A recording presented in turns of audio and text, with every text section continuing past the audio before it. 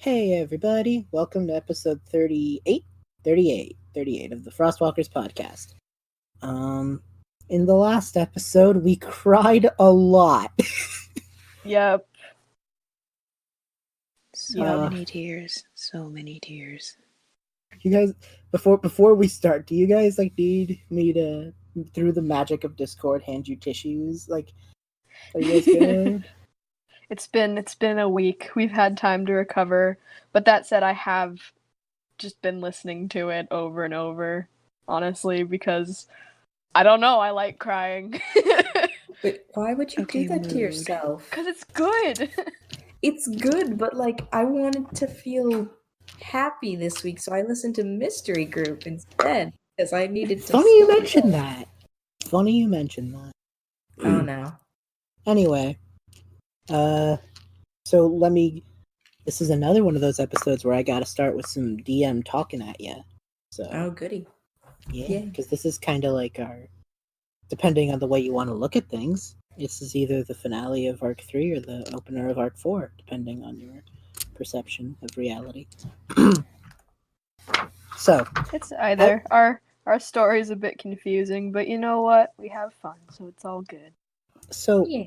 you guys did a lot last week. You met the invention wizard Jitter and Who I love. the He's a baby. esteemed Shadar-kai swashbuckler Galdrea. She's Who I amazing. also love. We love her guys- too. Yep, you guys braved the ancient Arcanum together and took on the nefarious will of the Arcanum itself.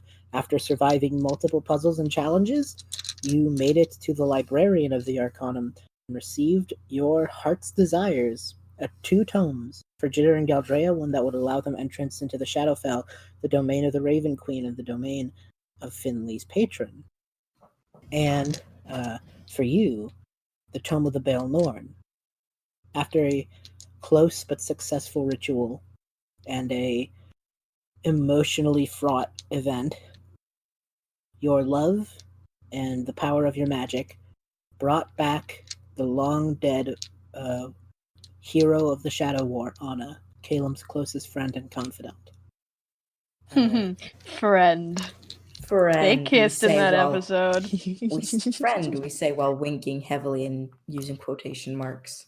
There was a cute kiss. She kissed him, and she was an undead, spooky lich lady. That doesn't stop love. She can give him a better kiss later. Semantics. Fair enough. That's why Galdrea and Jitter didn't kiss, because it was build up tension. Slow burn. Let it rise. Anyway, I was about to make a joke. What was the joke? You do know that is the legal branding of you have to say it now. Yeah, it wasn't a bad joke. It was just a dumb joke. Y'all said stuff about slow burn, and I'm like, Anna has fire magic. She's been burning her whole life, but whatever. The slowest. It's been burning for 50 years. Aw. Yes. I mean, yeah. Anyway, it's been about 2 weeks, and in that time, a few phenomena have come to light.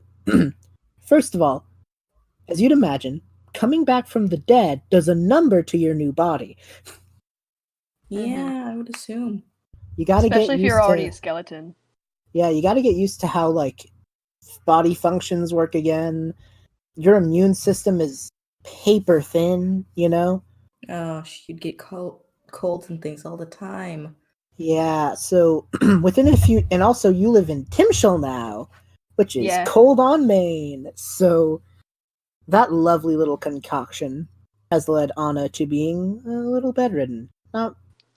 Not completely debilitated. She's still herself, but she's got the equivalent of an fever, you know? It's one of those ones where you don't need to worry too much about it, but they're going to be out of it for a few days. Though because she's a lich and just recurring a few days might end up looking more like a week or so, you know?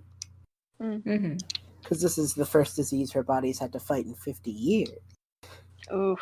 Can lich bodies fight diseases, or are the antibodies, like, dead?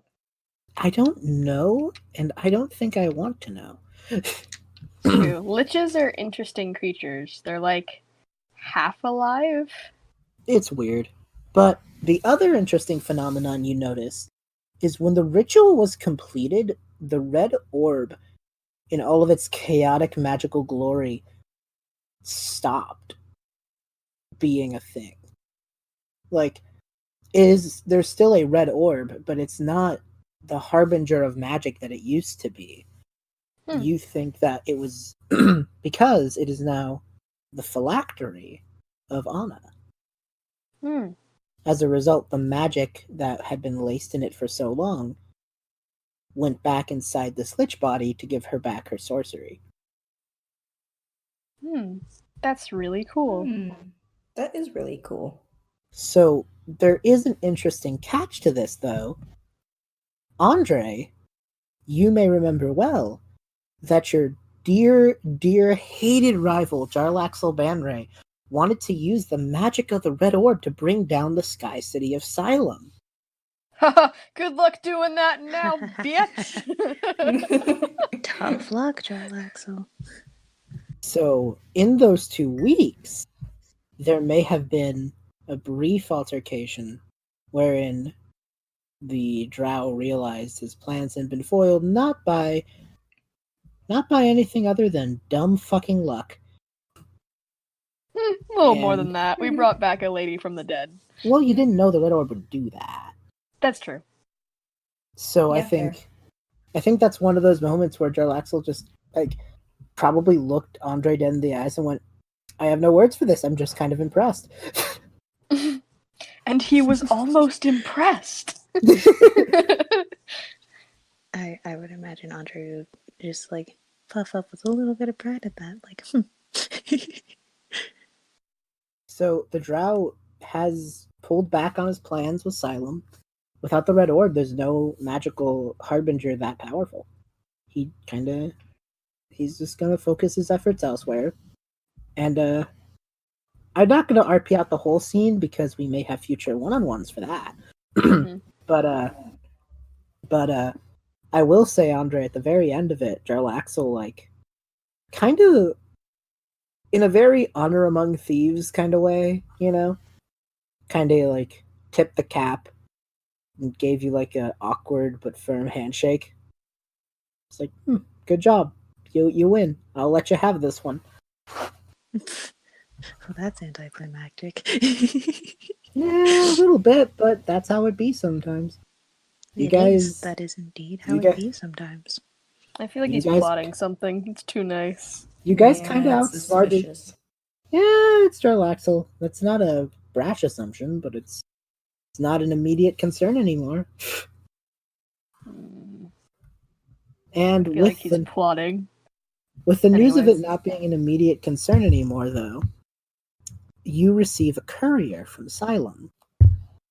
A familiar friend named Jitter dropped by the palace to let you know that Governess Oleta had a final plan. You may remember well in your time in Sylum that all eyes were on the lower Sylum governor Malvern, the father of Rika and Mimi. Oleta and the Hypnomancers, a cat, worked out that Malvern probably had a group of other magicians, of course, but was one of the leading hands behind the creation of the Malsom. You remember that thing you fought at the end of Arc 2? Yeah, that thing. I don't like that thing. With all of that put together, and with no immediate threat to Sylum's safety, because as you may remember, Corvin didn't have any plans to destroy Sylum, he just wanted to be a non-existent arbiter as Jarlaxle carried out his plans. So with both threats to Sylum gone, Oleta decided it is time to deal with Malvern. Yep. So, That news has probably been weighing on you guys for a few days. Anna begrudgingly has to stay behind with an alien. Wishes Calem and all of you well on your adventure. And well, we'll jump to you all sitting in an airship, piloted once again by Rynn's aficionado cousin Maiju. Yep. And you get to do her voice this time. Oh yeah, you're right. Better than I did. I'm sure you did. Yeah, You did a good job. Aw, thank you. I'll give you the opportunity here. So, Maiju knows that you're pretty up close to the same station you guys ended up in when you first arrived in Sylum. So, Maiju, what's your kind of like get ready to go message to this crew? Oof. like you're make sure all things are in the upright position and have a good time. Go fuck yourself. You know that one. What? No. Yeah, what? I've never been on a plane, but I don't think they say that. They Not might. the last part. Not the last part. Not the last bit, no. I've been on a few planes. They haven't said it yet, but I'm sure one of these will annoy them enough. They're thinking Delta Airlines, because life is a fucking nightmare. Sorry, I was with my friends last night for Halloween and we just watched a bunch of John Mulaney. So God, that's beautiful. I'm gonna be quoting that. Fair enough. Okay, Wonderful. so Maiju, what's your parting words as you prepare to land in this station?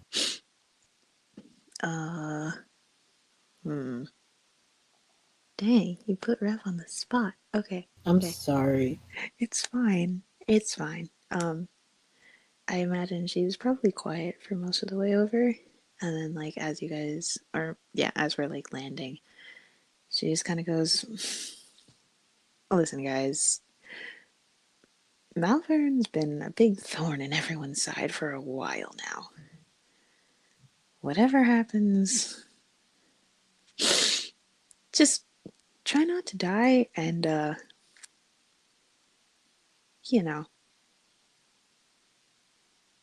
just try not to die. And on a more serious note, I believe in you guys. I hope you are able to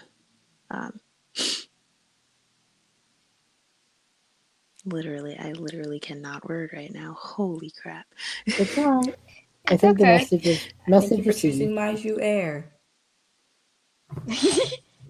Thank you for choosing Air Maiju. Air Maiju. Okay. We hold joked on. last time about her having an Uber service, and that was like the funniest joke. Okay. I can spin this. I can make this make sense. So, rather than saying that that's Rev fumbling for words, let's just say that's Maiju, and then she like shakes her head. She's like, you guys will be fine. Thanks for flying Air Maiju, and we're here. So you guys arrive at Nivik Station. Ooh. That's a cool name for it. Thank you, B. Yep. As you arrive, your immediate notice is that you're not seeing the same hustle and bustle. The last time you arrived in Nivix, there was a lot of like tourists and stuff like that, except for a few Sylum guard, some GIF, with some GIF with muskets. You're noticing this place is almost out and out deserted. And when you start getting closer to the ground, you get the sense you know why. Standing waiting for your arrival is Governess Oletta. Ah. In I thought it was going to be something bad. In her, cavalcade, you see a still recovering Rynn, Mimi, Rika, Valerian, Theo, and, much to your surprise, standing with arms crossed next to Theo, a familiar adversary to some. Corvin stands there. Not happy to be there, but not there. As the doors to Maiju's airship open, Oleta walks up to all of you and informs you all that they are using Nivik Station as a private space to plan out their final trap for Malvern.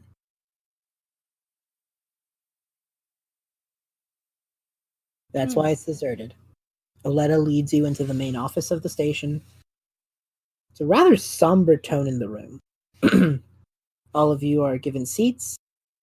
Finley, I think this might be your first time in Sylum. So while you were excited by the hustle and bustle on your way up, and the excitement of a Sky City. Oh, definitely. She also has no idea what's happening. She has to be filled in on all of the gossip. Yeah. Well, that's what Oleta's here to do. So, you all take your seats, and Calem just goes, "So, governess? What's the damage?" And Oleta begins.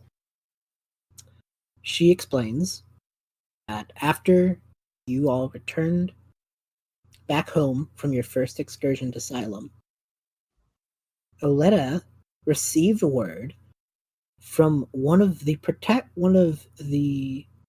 local guards, a secret police member from the town of Vasted, who works in tandem with the Sylum security force, a woman named Althea Sr., of 3 investigators. I'm sorry. Excuse? Miss Althea Sr., a secret police in Vasted, who also manages to work with the Sylum security force, informed Governess Oleta of a group of young upstart investigators who would be willing to be hired for cheap and also could get the information they needed to bring in Corvin. Oh my god. I'm so happy right now. Well, okay then. My little mini one-shot just became canon in the universe. That's beautiful. You guys thought that was just a nothing one-shot in the arc, didn't you? But anyway, those 3 did their job, and Valerian and Theo have spent the last couple of months with Corvin getting information out of him. And what started as an rather begrudging and enemy-driven state, Valerian and Theo managed to kind of get to the guy. He's not purely on your guys' side, but he agrees that Malvern is the immediate threat to the safety of Sylum, and is willing to cooperate for now. But didn't he want to see Sylum destroyed? Yeah, didn't him and Sari argue about that? Corvin wants security for Lower Sylum. Malvern is a threat to that security as a governor of Lower Sylum. Corvin doesn't like working with Upper Sylum bigwigs. He also doesn't like his city being corrupted by an evil force. Had to pick one or the other. I guess. So, plus Theo's cute. Fuck yes, he is. Wait, hold on. Does Corvin like Theo? I thought Val liked Theo. Val's 10 years older than Theo. Val and Theo have by what I gathered from Kat, Val and Theo have a very mentor-mentee thing going on, or almost like big brother, little brother. Yeah, cool. I wouldn't say Corvin likes Theo yet. I will say, though, no one can resist Theo's perking. Theo is persuasive. Theo is very persuasive. Theo's a good baby. Just by his existence. That is so not a thing that I would have guessed. Oh, that's cute. Valerian, Theo, and Corvin have basically worked for the last couple months as Oleta's sting operation. Since Valerian, as a tiefling, gets along pretty well in Lower Sylum. And Theo can hide his Aasimar heritage a bit, you know? Mm-hmm. You can hide the wings, you could put a hat over your head to cover any halo glow, you know? Mm-hmm. Yeah. He looked just like a human. And with Corvin there, Corvin has a lot of sway in Lower Sylum. Enough to give a couple blokes the pass, you know? So, they've been stalking Malvern, basically. Know enough to bring him in on pretty viable charges of collusion and treason and a lot of other things. You know? But this sting operation, Oleta explains, a bit complicated. They're basically going to call a fake council meeting. All the council members know what's going on except Malvern.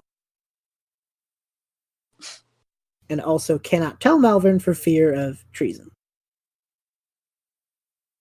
Well, that seems like a foolproof plan. Yeah, it's not great, but it's what they got. They needed to get Malvern alone. Mm-hmm. And he won't bring like a dozen armed guards to a council meeting? Well, he might, but it's better than just abducting him in his house. Yeah. See, I think that's a good idea. What? If we abduct him in his house, he's alone in his house. No chance of him bringing armed guards into his living quarters. But also that's illegal. And like, yes, he's done he's illegal bad. things. But Sari doesn't live in Sylum. Sari's willing to break another country's laws. Oh my god. What is international diplomacy? She's a princess. She can do what she wants. What? In foreign country, Sari's can't becoming she? corrupt. Oh no. Well, This is Livy making Sari corrupt. Sari doesn't actually think things like this. There's like I thought Calem would have taught you better, Sari. There's like two, but I think Oleta would say that there's I think Calem would just go, "This sounds all well and complicated, Oleta, but how do we know for sure that Malvern's going to cooperate?" And she goes, "Well, we have two surprises. Number one, I don't think that Malvern suspected one of his own would be our informant. You can come out. You could come out now. Brandon, what does your character look like, and how does he walk into the room?" Okay, so he kind of just he looks very unsure of himself as he kind of like steps into the room, kind of does the like bow a little bit, and he's very like youthful looking, kind of thin, almost to the point of being frail looking little guy. Just kind of bows to everyone. He doesn't really say anything. Just Sorry. Would you like to give your character's name? I know it, but I don't think the audience does. My name's Aemon. Oleta nods. Demon? And just goes, Aemon, Aemon. Oleta nods and just explains that Aemon was one of the warlocks who helped work on the Malsom project. Oh, shoot. Oh. Well, it's nice to meet you, Mr. Warlock. Meaning, to those who for those who have forgotten, Aemon is a turncoat member of the Order of the Red Eye. Oh. Shoot. Ooh. Can you do that? Is that a thing you can do? Can you leave them? We're finding out day by day. Oh, well, good luck. Calem nods. Now that explains why he looks so stressed. Calem kind of sighs a bit and just goes, "Hey, well, second chances and all that. So, happy to have you aboard, Aemon." Thank you. I really appreciate that. Oleta smiles and just goes, "The other thing I don't think Malvern anticipates is that we have pretty high up orders And in walks a dark-skinned woman, tall, dark hair, a green cloak, not at all like Sylum looking, very foresty. She has a mask not dissimilar to Esvel's mask as the Black Viper, just a little different though. And as she puts it down, Oleta goes, "Truly, Constance, must you be so dramatic with your entrances?" And she just goes, "I'm sorry, Oleta. I just had to done this one more time. It's been over 50 years, you know." Oleta makes introductions brief. This is the High Governess of Sylum. Ooh. Basically, their leader. Her name is Constance Marigold. Marigold. Constance, 50 years ago, for just a little context. 50 years ago, Constance was the High Governess, but Sylum 50 years ago had a trade dispute with vassal kingdoms that provided food and such. In other words, Sylum were being greedy bastards, and the vassal kingdoms couldn't keep up. Constance, the High Governess, donned the rogue attire of the Forest's Blessing, and basically Robin Hooded her own kingdom. Yep. Providing Love food that. and supplies for the vassal town. Dude, that's so cool. When word of the Shadow War broke out, Constance, along with Calem, Anna, and Zagreus, did her best to keep the Blue Dragon at bay during the attack on Sylum. The only other person who was a heavy part of that war effort was Rynn himself, his father. Meaning that Constance and Rynn were very close friends. As such, Oleta and Constance are also very close friends. She would look over to Andrei and just kind of like smirk a little bit at the daggers, you know? Mm-hmm. Just go like, nice. Nice Just night. nice. Nice. Andrei would probably just like incline her head in like acknowledgement. Does Andrei know about this? I mean, she is possibly like one of the more famous rogues in this like setting, you know?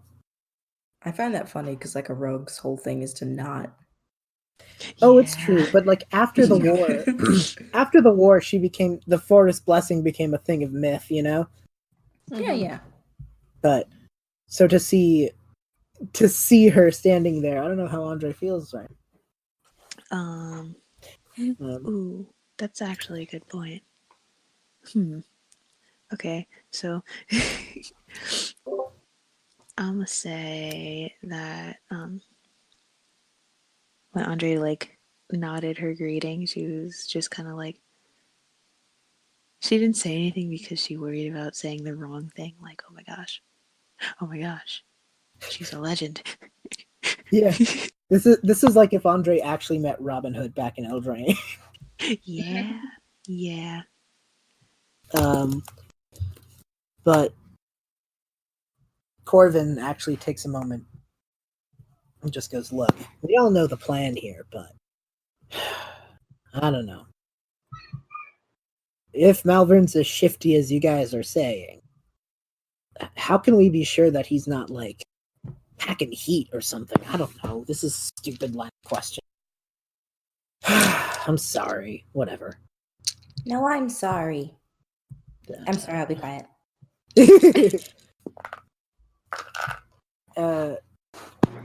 I think Oleta just goes, no, that's a valid concern, Corvin. He's just like, yeah, sure. It's good to stay on guard. Someone gets it. You see, Finger you're guns. new here. You're new here. You haven't tried to kill me yet. I respect that. As long as you don't try to kill me, we're cool. I would have tried to kill you a few months ago, not gonna lie, but different circumstances. A few months ago, I would feel threatened. Fair But enough. it's fine now. And I just imagine Theo does like that, like, fist to the side, like trying to be peppy, Yeah. Just Like, good job, buddy. Yeah, I'm proud of you. Rynn's keeping a slight distance from Corvin. Yeah. Still finds this a little bit weird. Yeah, I mean, so does he.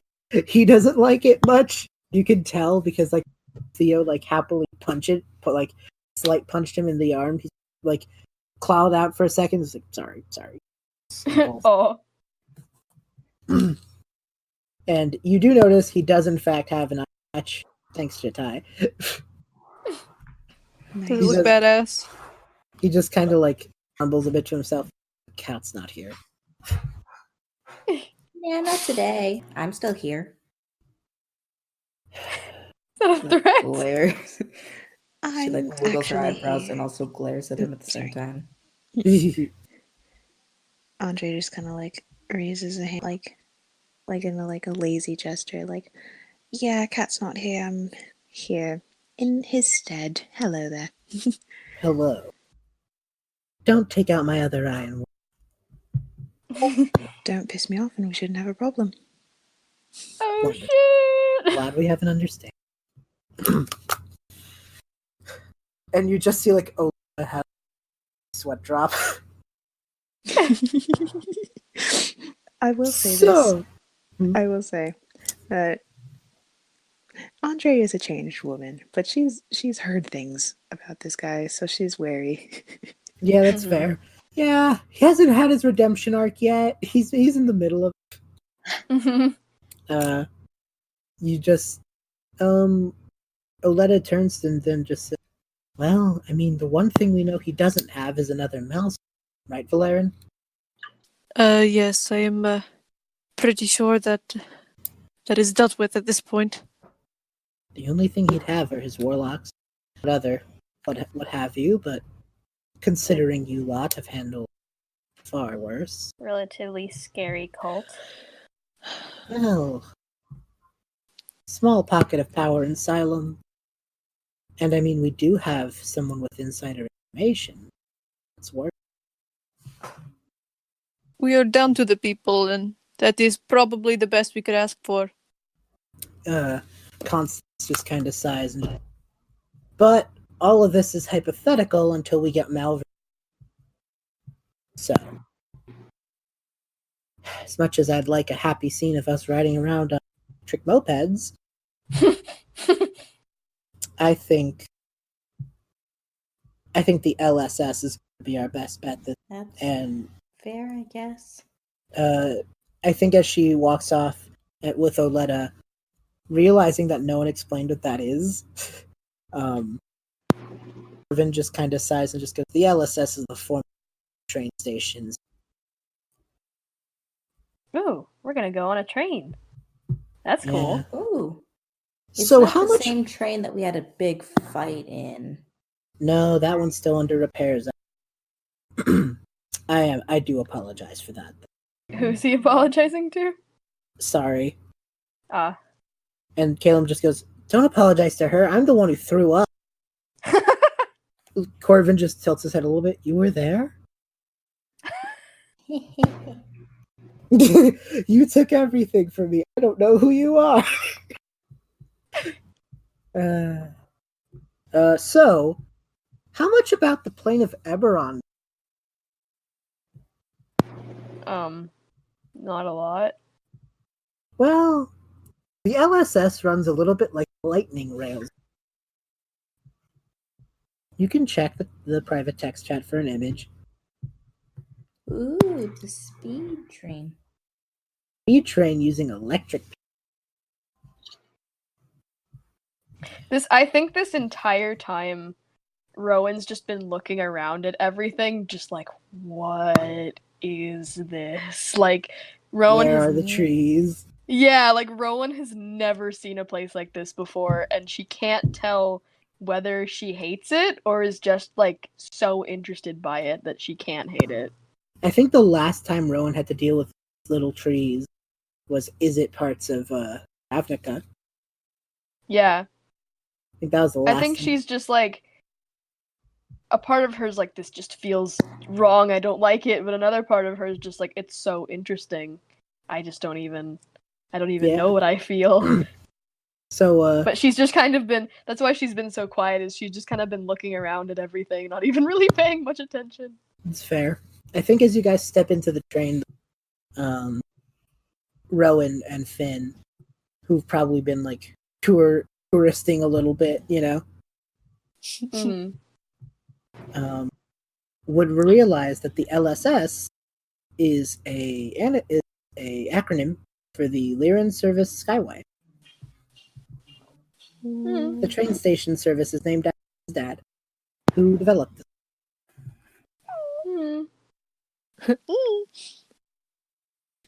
I love that. Sweet. Wholesome. A little question. Yeah. Would Ambrose be like in a tourist outfit because he's a little bitch? Oh my god, yes! You know the way the genie looked at the end of Aladdin when he was joking with Disney? Uh-huh. Oh that yeah. was really weird. Yeah, that. Fantastic. It's exactly the Backpacks. answer I wanted. Backpacks and dumb hat and all. Fantastic. But you also notice that this is a private train, as you'd imagine would be secured for the High Governess of Sylum. Mm-hmm. And Aemon I don't think it's probably is always a private train, though. I think most of the time it probably takes really anyone. I'd agree, but this is a very specific. Yeah, that's what I was saying. In this specific situation, I think it's been cleared out. But I think as you guys pop in, I think Aemon may be the last one at the station.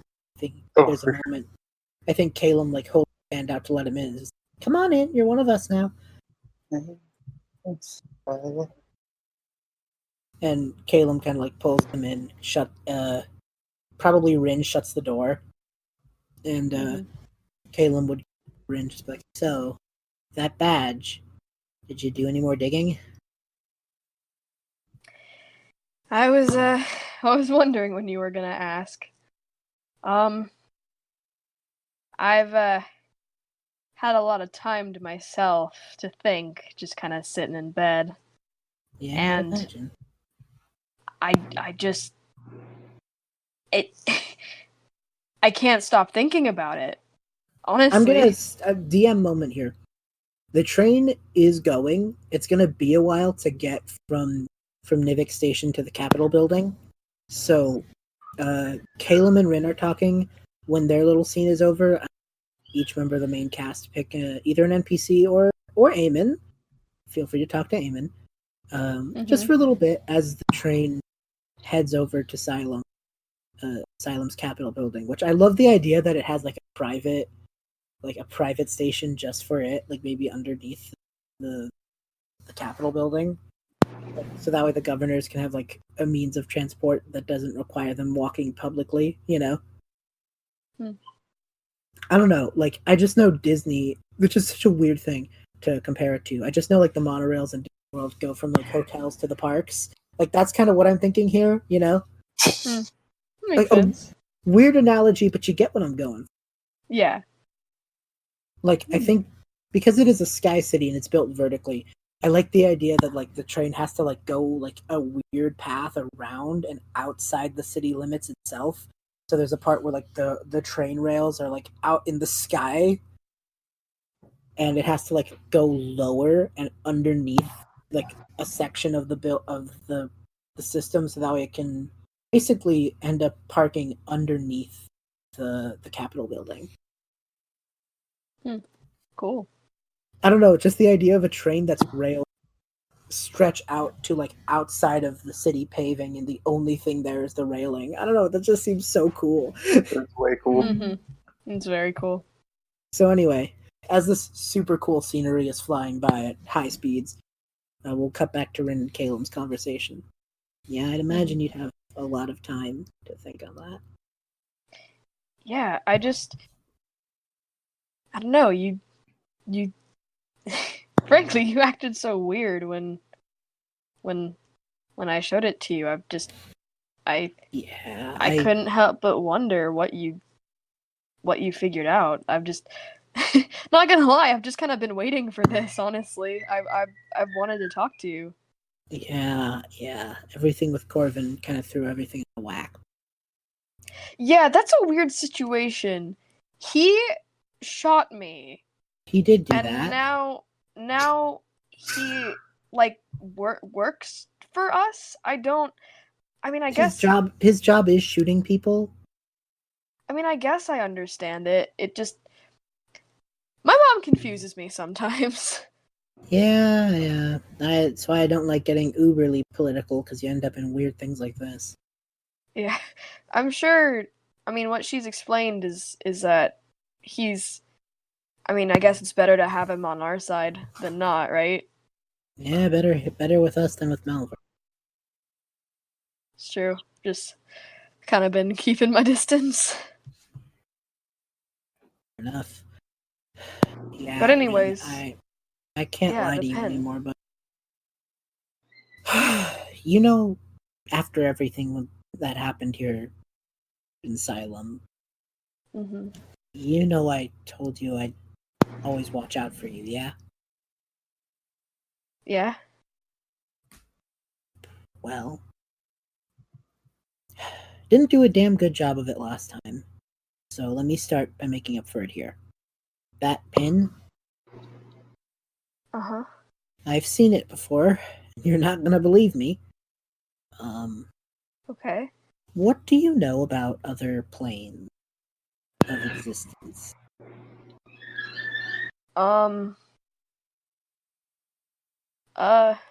Not a lot. I know that they exist and some people can go to them sometimes, but it's pretty rare. The first time that I experienced that, the Night Council and I ended up on the plane of Ravnica. I've told you a little bit about that, yeah? A little. The 10 guilds and everything. Your pin, and I only know this because the guy we got cooped up with was one of them. It's the pin of one of the guilds, the Is It League. It's the inventors and technicians of that plane, the scientists. People kind of like your dad. I don't know how to tell you this lightly, but I kind of feel like your dad's lab partners may have been on another dimension. Shoot. Okay. Yeah, that would be how I'd react to that too.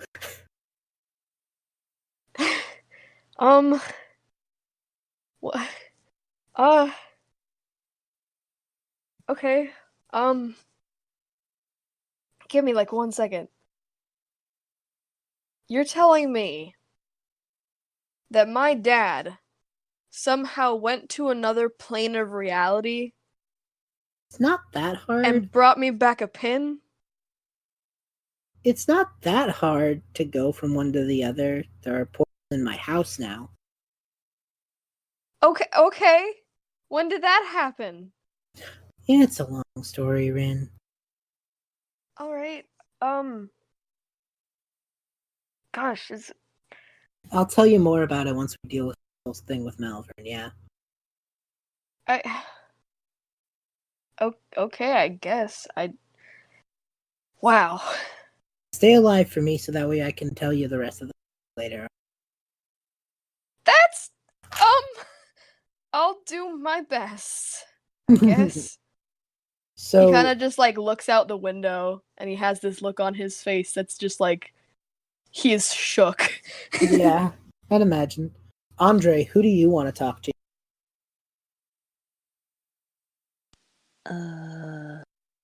Good question.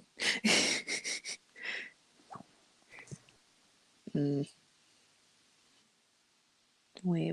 Okay, so who else on the train with us right now? Okay, so with you currently, in the very back, to themselves are Constance. Actually, they probably all kind of keep a cart because it's probably a train. So Constance and Oleta are here. The face cards are in Mimi. The Hypnomancers and Rynn are kind of off to themselves. Your party and Aemon. It's a packed train tonight. I will say, Rika and Mimi have been very quiet. Well, it's a good thing I was going to have her go over to the face guards anyway. She's so while Rynn's sitting with kind of soloing.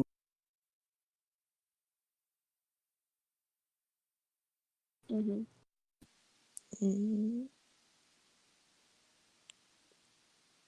I did not hear any of that. Oh, I was just saying that because Rynn's with Calem, I think you're just gonna to Rika and me. Mm-hmm. Yeah, okay. Yeah, she just kind of like meanders over there. Slides into the seat with him.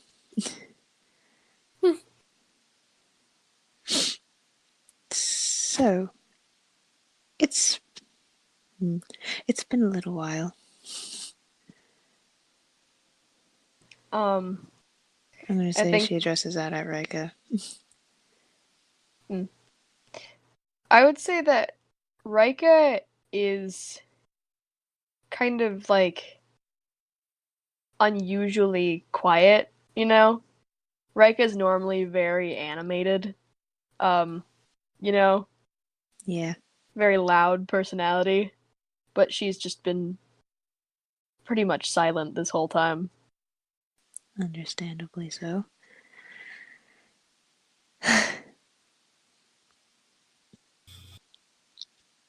Listen. She looks between Rika and Mimi. I know this sucks a lot. But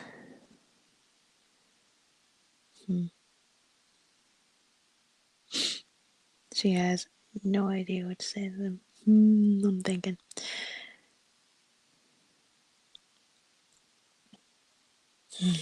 I know this is weighing on you both a lot, and I'm not going to lie to you and say that this is going to be easy, least of all for you. But I can say that we'll get through this, and whatever happens on the other side, we'll face it together.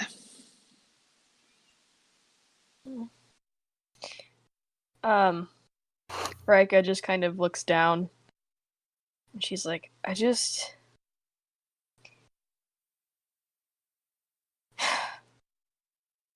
You think you know someone. You know? Like, I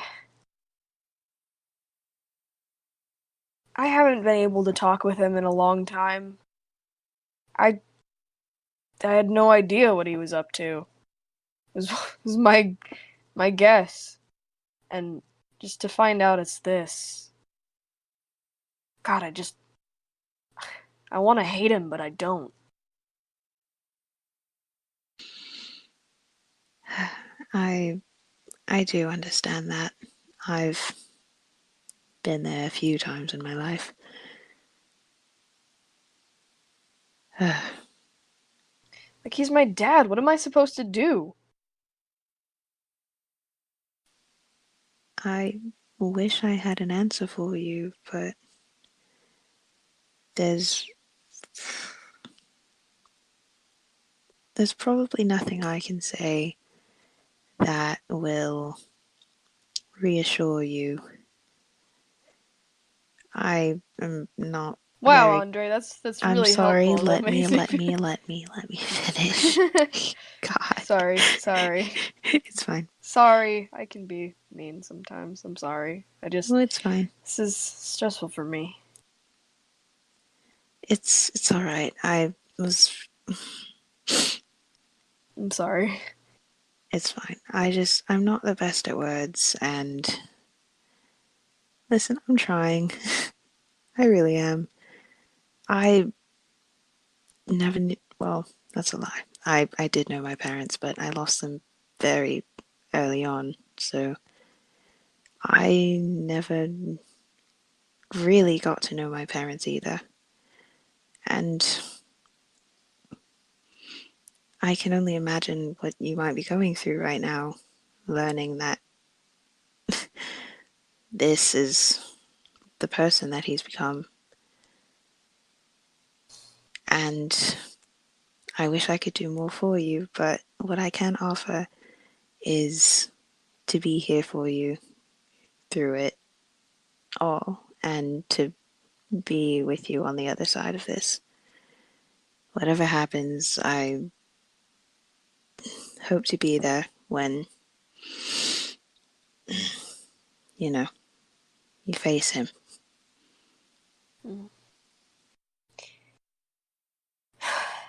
I appreciate it, Andrei. It didn't used to be this way. You know, we used to have a really nice relationship, actually. I don't know, it just seemed like all of a sudden I didn't know him anymore.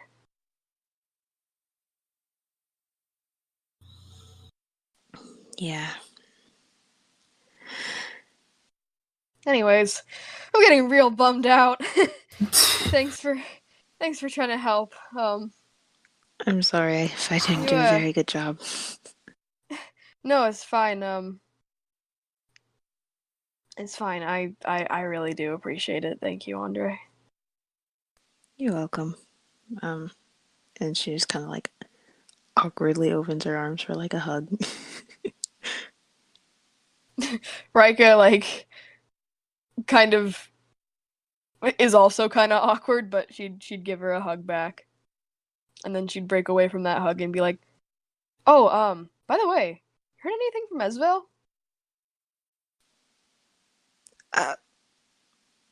Not recently, no. I do wonder She what she's hasn't been up returning to. my calls. I'm starting to get worried. I'm sure she's fine. This is Esvel we're talking about. She better return my calls. I'll try and get in touch with her and put her through to you. So, moving up, Finn, is there anyone you want to talk to a little bit on the train? Well, she hasn't really, like, talked to anyone at all. So, I'm not sure if, she would really engage in too much conversation. She'd probably, like, start to lurk around Calem and then realize, wait, I forgot that I don't have to do that. Yeah, I think Calem may actually take Finn aside for a little bit, fill her in on everything, you know? Yeah. So that way Finn has the knowledge that Kat has up to now. Which is a lot. Sweet. Yeah, Well caught up. Calem fills Finn in. It's a lot, Sorry. I know. God, it's a lot, but... my brain hurts. Yeah, it's a lot. It's definitely... But I have one of the coolest personal guards here to help. Oh, thank you. She doesn't know what to do with that. She kind of slowly backs away while going, thank you. Calem just kind of back with a ring. Finn's nice. A little awkward, but they're nice. Sorry. Is there anybody you want to talk to? Sari doesn't really know these people very much. She knows, she doesn't really want to talk to Corvin. It's fair. I mean, there is a guy who was for that evil organization that you can chat with.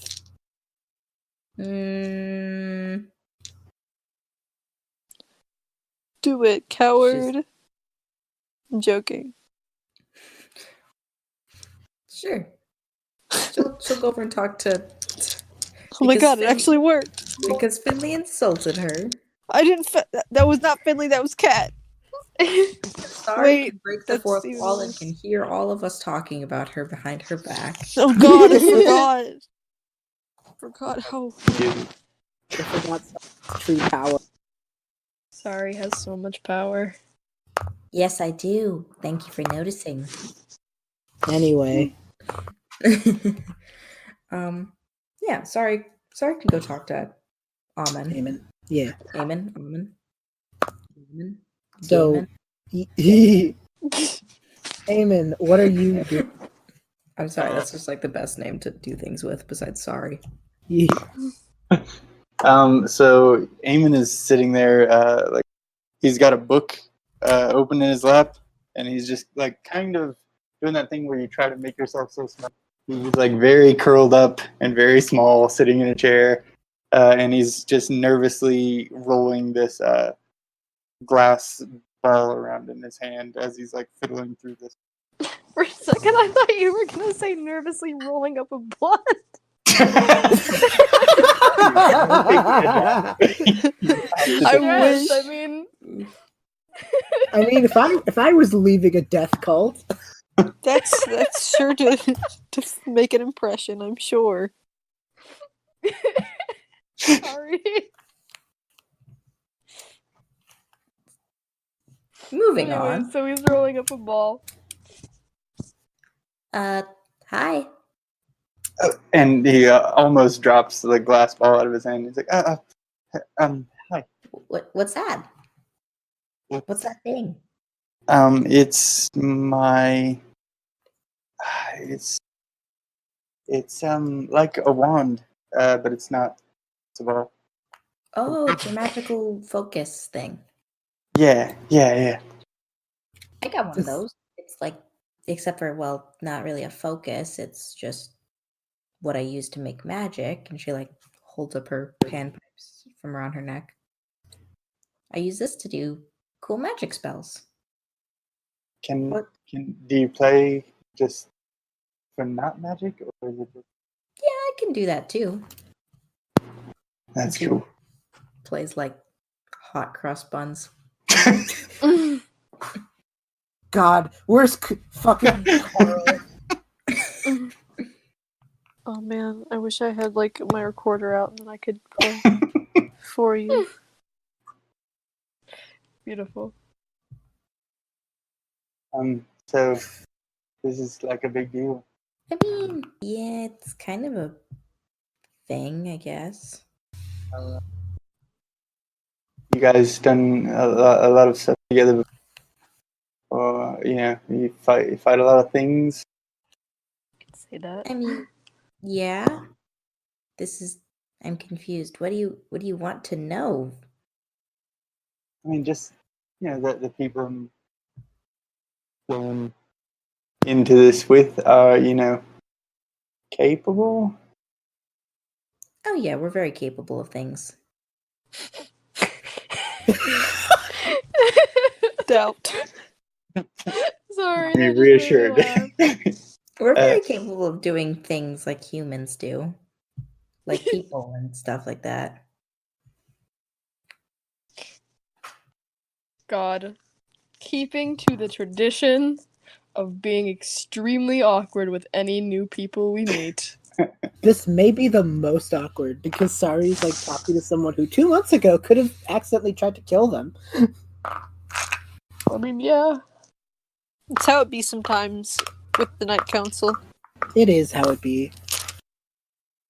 How it be. We can't call ourselves the Steven Universe podcast. I'm sorry, what? we don't. Woo. Sad trombone noise. Wow. Anyway.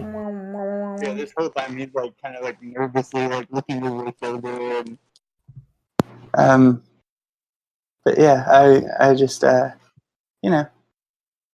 people I kind of left were kind of the worst, so I'm not screwed completely here. Sorry. Yeah, I mean, I guess. Were they Are they like the worst, or like did they try to kill your mom? The worst. Oh my God! Sorry. Sorry. Hey, there's a difference between they tripped your little brother and stole a lollipop, or they tried to murder 1,000,000 people. There's different levels of worse. I think like they're bad in that they're taking someone who is like pure and good, like a higher power, and they're twisting, it's teaching to to do things that they want. And I think they're mixed up in what they're doing. And I think they're trying to hurt a lot of people. Okay. I'm gonna say that Rowan has kind of been overhearing this conversation a little bit. She's gonna go and try to get some information out of this guy. Good. Rescue Sari. She's awkward. Okay. So Rowan's gonna go over and just be like, hey, so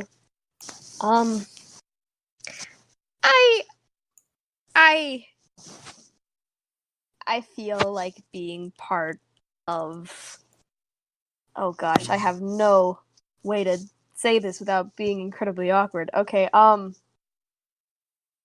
basically you don't have to talk about it if you don't want to. I'm sure it was not a wonderful experience, but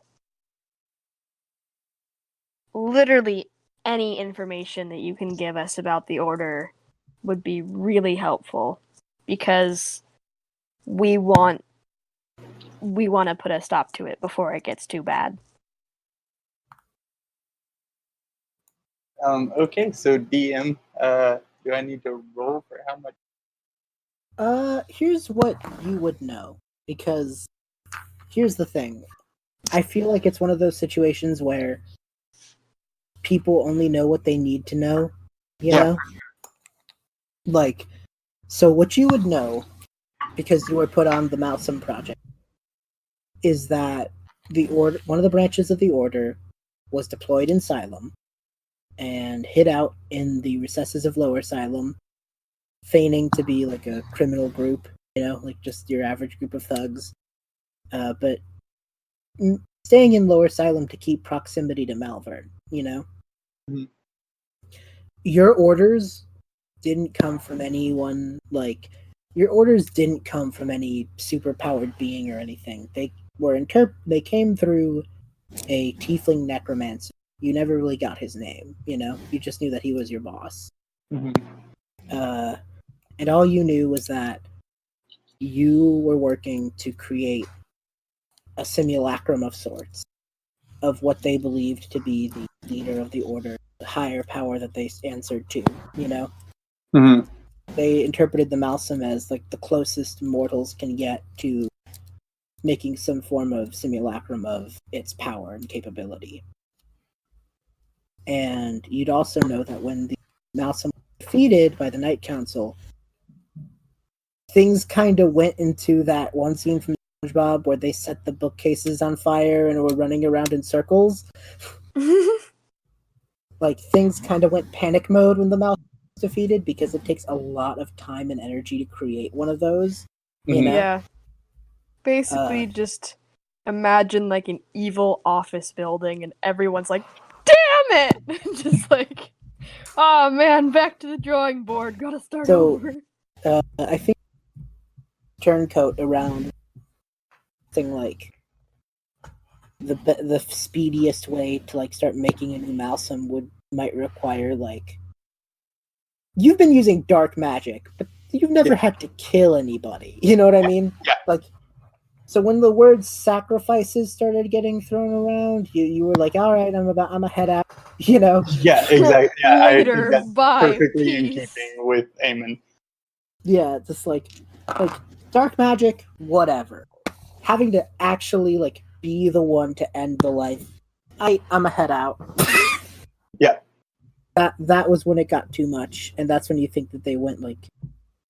You already thought that because I know your thing. You already thought the creation of the Malsom was like messed up. Mm-hmm. You know, you already thought that was bad practice. You know. Yeah. But like, it's one thing to mess with your morals for the sake of keeping your job. It's another thing to kill someone. So like, that's probably what caused you to turn turncoat. Yeah, for sure. Yeah. So you don't have a lot of That love for Mal. He's like super open. Like he's just like everything that he knows. He doesn't hold anything back. He just tells Rowan and Sari everything. Yeah, so you'd get all of that if you want to say your thing. Wow. Now Rowan, like Rynn, is also shook. So if you want to thought that the Malsom was bad practice, that's your character thing. So I can't say that for you. Because Aemon has a very personal reason, like the creation of the Malsom that much, if I remember correctly.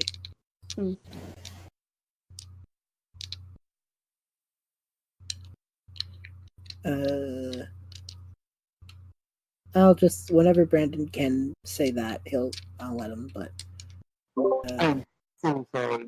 that's okay. Just came in here.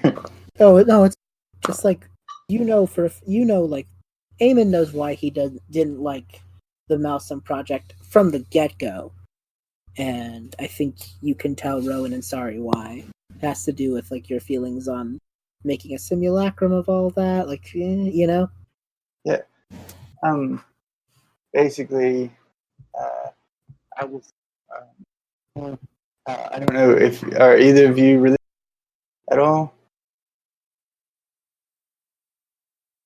Religious? Is that what you asked? Yeah. Either. I mean, there's Malachi, the goddess of nature. I guess I'm not like deeply religious, but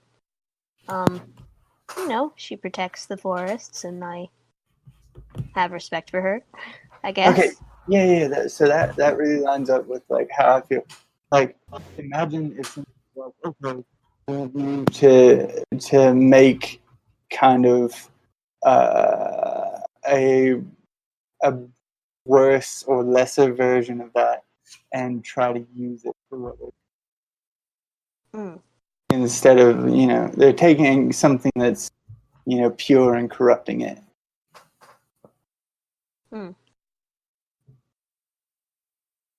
Yeah, so Aemon thinks that what they based the Malsom off of isn't really that evil. And that it was the creation of the Malsom and trying to like play God that led to the Order being stupid. Yeah. But yeah, so that's an interesting thing to. And I'll say with that revelation, there's no fanfare in the arrival of the underground station. There's no sound, there's no nothing, just stopping train, doors opening, and a quiet and solemn cavalry walking into the Capitol building. So, as you guys advance in, the other governors and are they all know what's about to happen. They know they're there, not for a council meeting, but when Malvern arrives to show the evidence, And for the sake of time, I'm going to say when Malvern arrives, the party and all of you are probably waiting in another room off to the side, And it's quiet and just really weird, And there's an uproar in the council room. You hear like shouts and just some angry folks, Emotions running high, probably. And Oleta had warned you that if just a green bolt of magic flew up in the air, that was the signal, you know? That, like, things had gone bad. To steal a joke, he chose the sword, not the cookie, you know?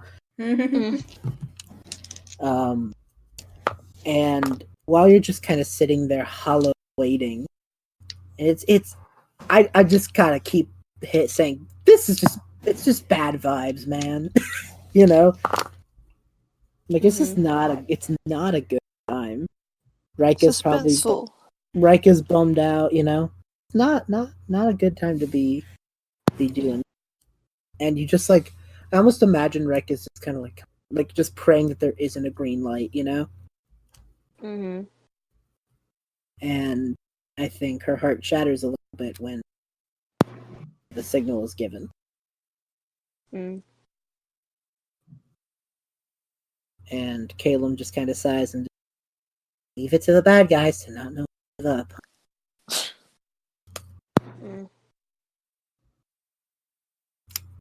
Corvin grumbles and just goes, "Now's not the time for one-liners. We gotta fight to win." I'm sure there's time for someone to make a one-liner. Aemon is rushing in the direction we're supposed to go. Yeah, I'm sure there's time. One-liner, doors swing open. Yeah, I'm gonna say that. I'm gonna say I'm now in control of like a couple of characters. So I'm gonna say they all just kind of rush in as well. Yeah, you won't be. That sounds way more ominous than I intended. Fear? That was not what I intended. So as you all make it in, most of the governors besides Oleta and Constance are like off to the side now. The seats in the chamber room are almost entirely abandoned. Save Malvern sitting there. Like, see, obviously pain in his eyes. Not like physical, but emotional, you know? And you realize Malvern's not doing the talking. Doing most of the talking is someone who Aemon notices instantly and probably tries to cower from, honestly. Because it's that tiefling who gave you order. Oh, man. It's blue teeth, curved horn, got a real sick-looking staff. And I'm just gonna take a moment. Thank you, Lauren! Thanks, Lauren. We love you. So he just stands there with Oleta and just goes, "If you're not going to play by our rules, we'll just have to make sure that no one in this council lives to tell what happened. Isn't that right, boss?" And you can see Malvern just looks like it's the look of someone who really doesn't want to do something, you know? And just sitting at his desk still, over to the guy and just goes, "We don't have to do this." And the tiefling slams his staff on the floor and goes, "Yes, you do, Governor.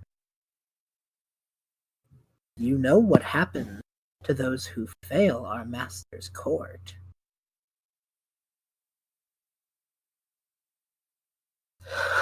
And I think Malvern looks out and sees the party ready to fight, you know? And this older tiefling, who you probably imagined as this master of evil, you know, in your minds when they talked about him, this older, courtier tiefling man with a kind of triangular facial hair and just very jagged features. We've joked about him being sad Asgore. Sad Zagor. He kind of himself does. is just sad. He does kind of look like a sad Asgore, but like a tiefling also. I think his eyes catch Rika down. And I think you just hear a murmur of "I'm sorry." And I'm sorry. when he says that, he holds up this like circular, seemingly writhing thing. It looks like an orb with like, almost looks like a jellyfish, almost. Huh. And he like holds it in his hands. You can tell the tiefling is delighted at this, and he just goes, "Ladies and gentlemen, just a small sliver of massive potential. Once, to create creatures of this magnitude would require the life of the creator. Now, with the magic that we've learned from the creation of the mouse, no pointless sacrifices need to be made anymore."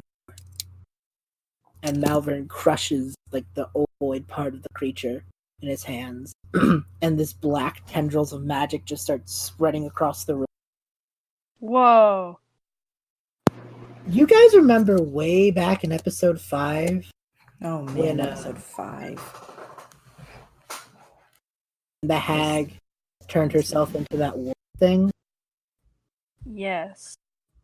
I remember that very much. Similar deal. Except Malvern is standing there, isn't turning himself into the creature. Hmm. But a creature is growing in the empty space of the courtroom, with like 2 very large lion-like paws in the front, smaller left hind legs, a big, centralized body, wings like kind of jagged but avian wings, a long tail. It looks like a corrupted sphinx. Hmm. And as it's created, you see the tiefling laugh and just look over to Malvern and just go, "Now, command your creature to victory." And looks at all of them. "You should be honored, truly. It takes a special kind of on our sides to have to deal with behemoths such as this. Your last moments will be glorious." And Calem looks to the party and just goes, "Well, we knew we were in for a fight. I just didn't know we'd be in for this kind of fight." All right. Rowan pulls out her staff. Calem then looked at the other. "Right. We have a lot to accomplish in a very short amount." I mean, what else is new? "I didn't think we'd have to do this, but one last time." And magic appears in his hand, and he kind of touches the side of his face, and a white mask grows around him, and his typical robes turn into that familiar red outfit. Oh shit, Finley's never seen this before. Finley not. But to the face cards, it is a familiar calling card of their ball. Hmm. Calem looks to Rika, Mimi, and Rynn. "This is what we've worked for all the time. Asylum safe starts with this." Sorry. I say they all just kind of nod in unison to him and don their own garb. Rynn pulls down a mask and yeah. I will also say, you notice that he's made. You know how he had those blades on his wings? Yeah. He's kind of made some adjustments. He said he had a lot of time just kind of bedridden, chilling out, and he's fashioned this very cool, kind of steampunk-looking wing brace for the one that was injured. So that's Nice. something he has now. Calem looks. You guys can't stay in the main building. You guys have to make sure the other governors and governesses get out of here. Train and wait there for us. Okay? All right. Oh, he was talking to the face card. Okay. Oh, I good. think that... Okay, so are they not going to participate in this fight? No, he's getting the. I see. Okay. Okay, so in that case, Yeah, I think they would nod to him and just leave.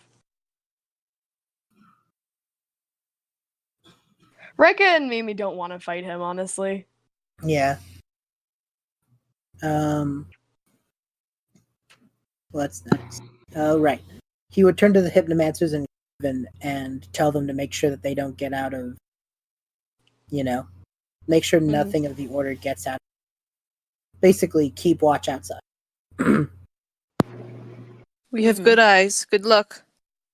Theo kind of gives them a nod, and Irvin just kind of a curtain on Malvern. Just goes, wish I could have taken you out myself, but he calls. Oh shit, that's mean. Oleta and Constance are with face cards. So it's just Calem and the party, and Calem just goes, well, one last time for time's sake, right? Let's do this. I've never done this before. Yeah, Finn, first time, hey, maybe you'll hate it so much that you're glad it's this time too. Maybe I can already get used to it. Yeah. See? Alright. More beating around the bush, everybody. All initiative for the fight. I love being out of the loop. Oh no! Oh no!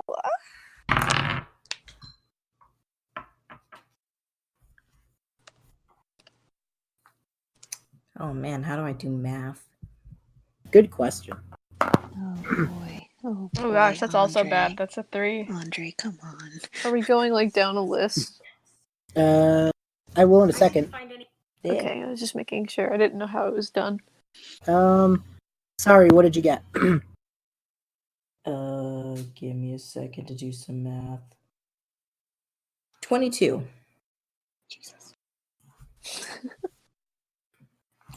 I'm sorry, I'm just not good at math. That's a really high number, that's all. Yeah, sorry, got a 22. Yep. Aemon, what did you get? 15. 15? Okay. Finn? Natural 1. Andrei. 9. And Rowan? 3. Sorry, you are top of the order.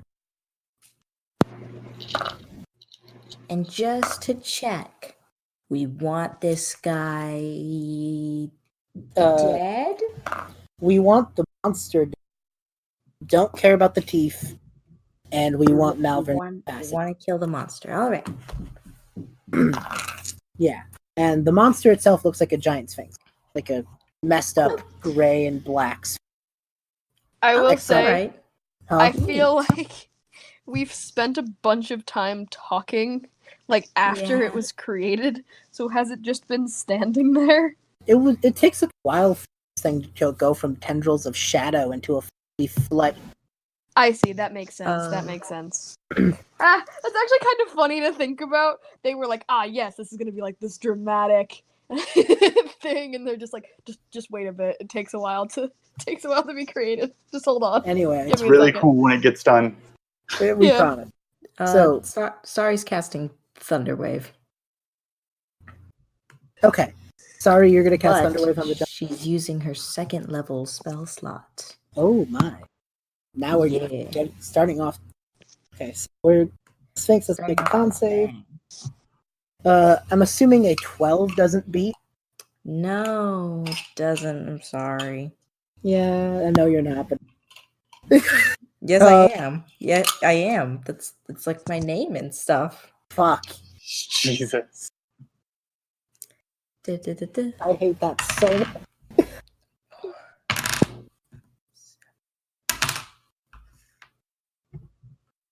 That is 11 points of thundering damage. Nice. Okay, yeah.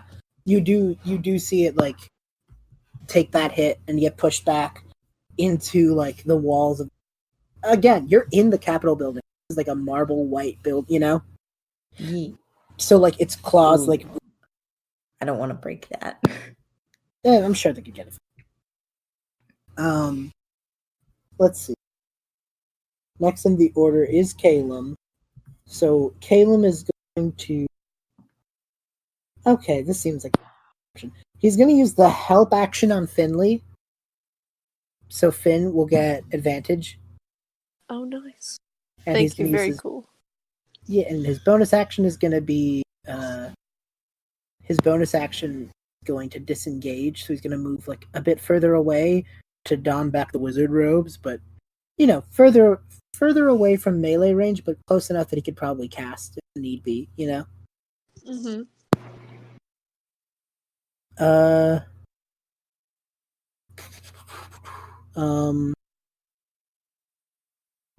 Next up in the order is the Inquisitor Sphinx. So I'm gonna get to test out this monster I just made. It is going to use its. Yeah, okay. So the first thing it's gonna do is cast the spell Mirror Image.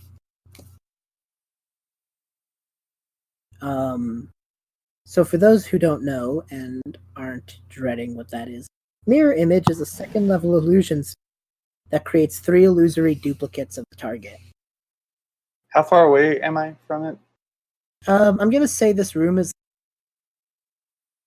God, the best visual descriptor I can give is the circular room in Star Wars, like that in the prequels. That kind of Senate chamber. That's like imagine that, but less floaty disc or like chairs. So maybe like 50 feet away, I'll say. Okay, I want to counterspell that.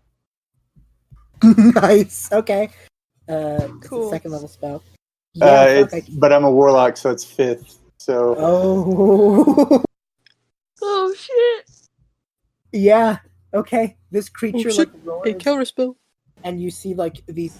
You see the beginnings of the illusory duplicates, but Aemon from where he stands, just this red beam of light flashes by, and they just shrink back into the creature, and it looks around, and it's just like it's almost like kind of bummed out, man. Nick one off that, and because it didn't get to do anything, it's gonna use 2 of its legendary actions to use a cantrip. It's gonna grab for Rowan with big paw. Okay. And you see like blue and like gray light coming from it. So it's spell attack. Does a 17 hit? Yeah. Okay, Yeah, you're it gonna be does. taking. Look, you're taking 6 points of necrotic. Ugh. It I just casts feel chill gross touch. now. Ugh. Just feel gross now. Next in the order is Aemon, actually. Jeez. Okay. So Aemon.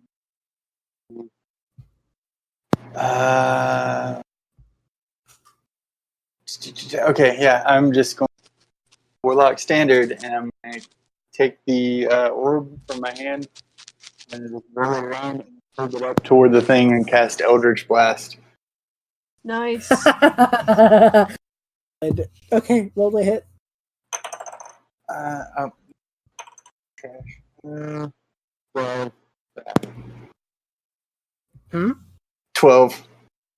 Yeah, that.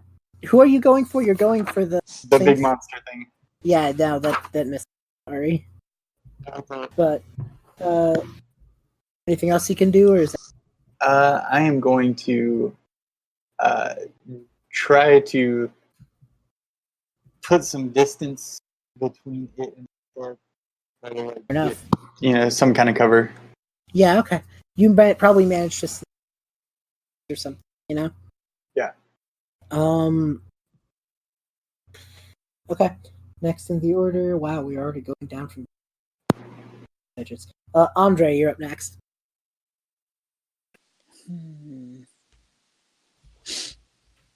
Okay.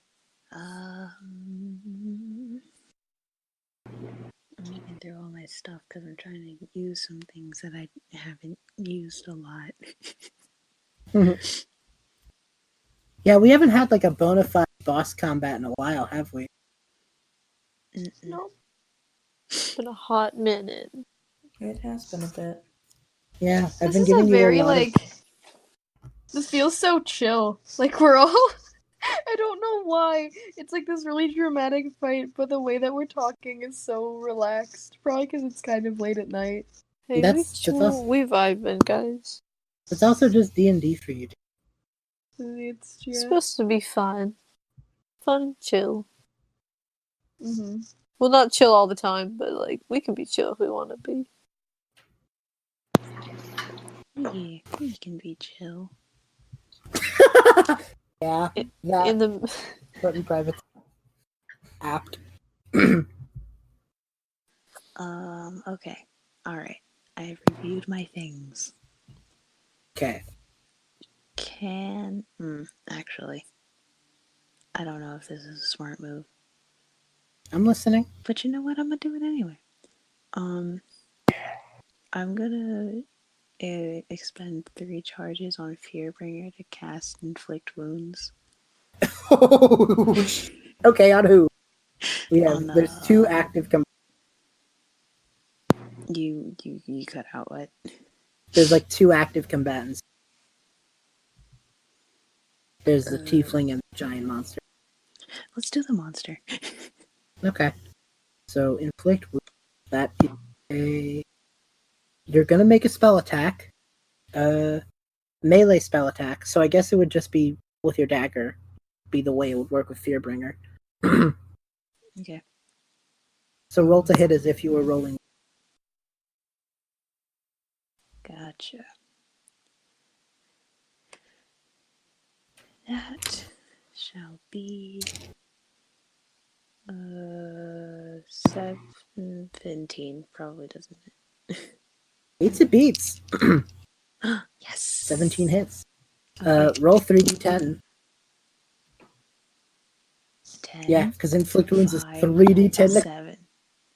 I like how there's a spell just called Inflict Wounds. Like, don't all spells inflict? Well, not all, but like, don't a lot of spells inflict wounds? Like, Don't question it. So how much is that in total, Rev? Inflict Wounds seems like the spell that you use. Inflict Wounds is like the supercalifragilistic of spells, where it's just like the thing that you do when you don't know what else to do. It's like, this isn't supposed to be a roast on Andrei, it's supposed to be a roast on the people who created that spell. It's just like, yeah. It's also it's a first level spell that does 3d10 damage, which is a d10 more than your moonbeam at a spell level lower. That's pretty awesome. And now I feel roasted. So It's still a whack name. The roast has become the roasted. Wait, fuck.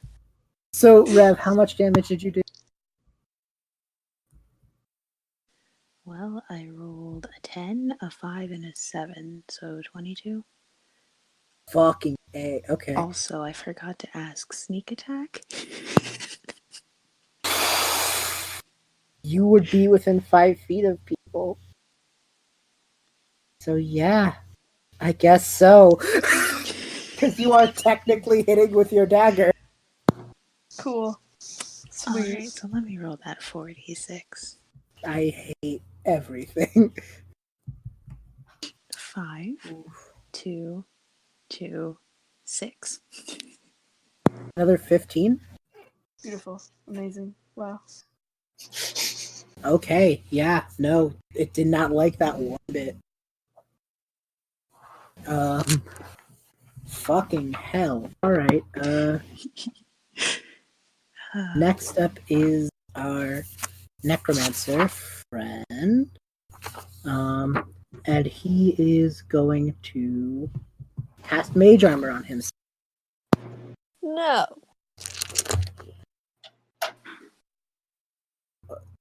Okay. Just no. Just no.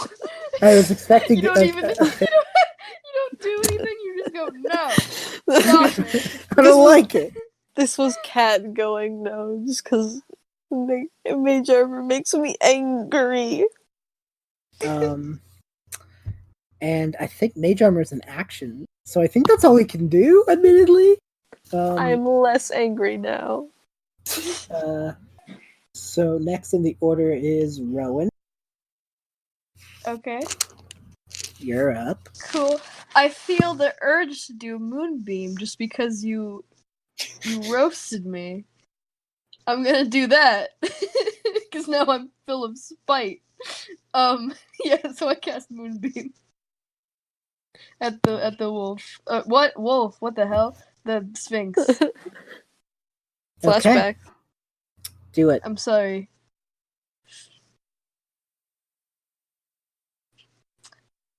Okay. That's. Oh wait, I need to make a con save. That's right. Yeah, I rolled a 13. You're good. Okay. Cool. So, that's 2d10. If Right? you're casting it at second level, yeah. Yes. Okay. I'm at 9th level now. I should probably be able to cast that at a higher level. Do you not know your spell? I do know my spells, B. Yeah. Don't worry about it. I'm gonna do it at 3rd level. Okay, so that's That's gonna be 3d10. 3d10, which is. I'm gonna stop.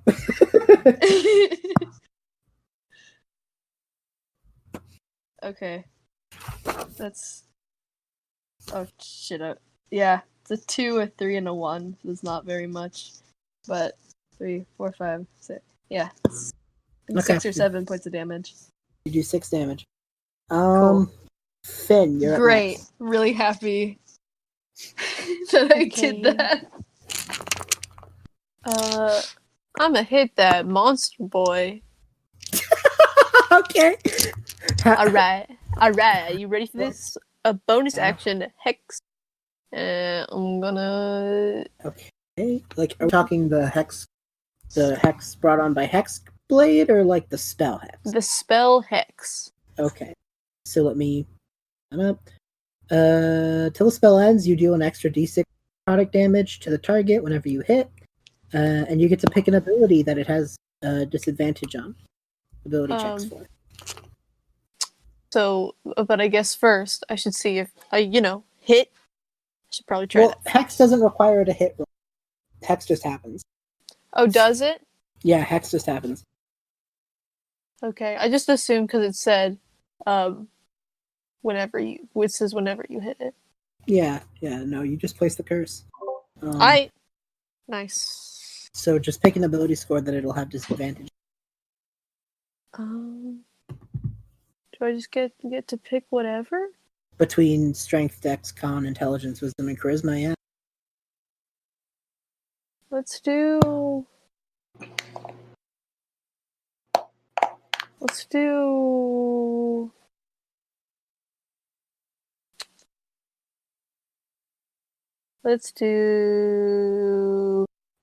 Con. Okay, it has disadvantage on Con. So that was bonus action. Yep, main action. Main action. I'm gonna run up. I'm gonna hit it. With my sword. Okay. Roll to hit, and if you hit, you get to add an extra d6. Sweet. Okay. All right. That would be 17 to hit. That hits. All right. So that would be. That is 6. Math is hard. Why do I do D&D when math is so hard?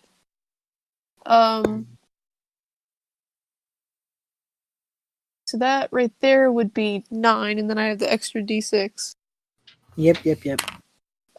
Which is 3, so that's 12. And I have a second attack. Oh, so, yeah. Mm-hmm.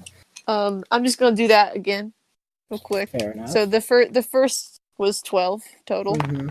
I have a calculator app open. I'm sorry. It's okay. No, I'm sorry. Oh my god. This is okay. I'm just. Oh my god. 16. That missed. 16 misses. Okay. Then you're good. We're good. Okay. So back to the top. Sorry. Yo. I'm gonna say, since season 2, I think you've hit enough things enough times to be at max charges of your ring, in case that's the thing you wanted to remember. Yes, you see, but the notes for my ring are very far back in the notes on my computer. And instead of being prepared for this session, I have only just recently pulled up my character sheet because I forgot we were playing D&D. Oof. Okay, fair. For some reason, my brain's like, oh, you need to record. You don't need your dice or your character sheet. I'm like, yeah, that makes sense. So Sari is instead going to cast Thunderwave again as another second level spell slot because she has two of those. And now it has disadvantage on Constitution. Yay! It's got a 12 now, so I'm assuming that fails. Oh yeah, it majorly does.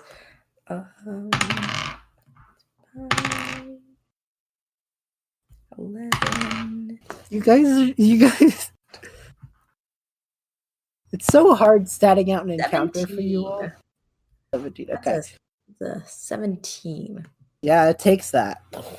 It's so hard statting out an encounter for you guys. I hope you know that.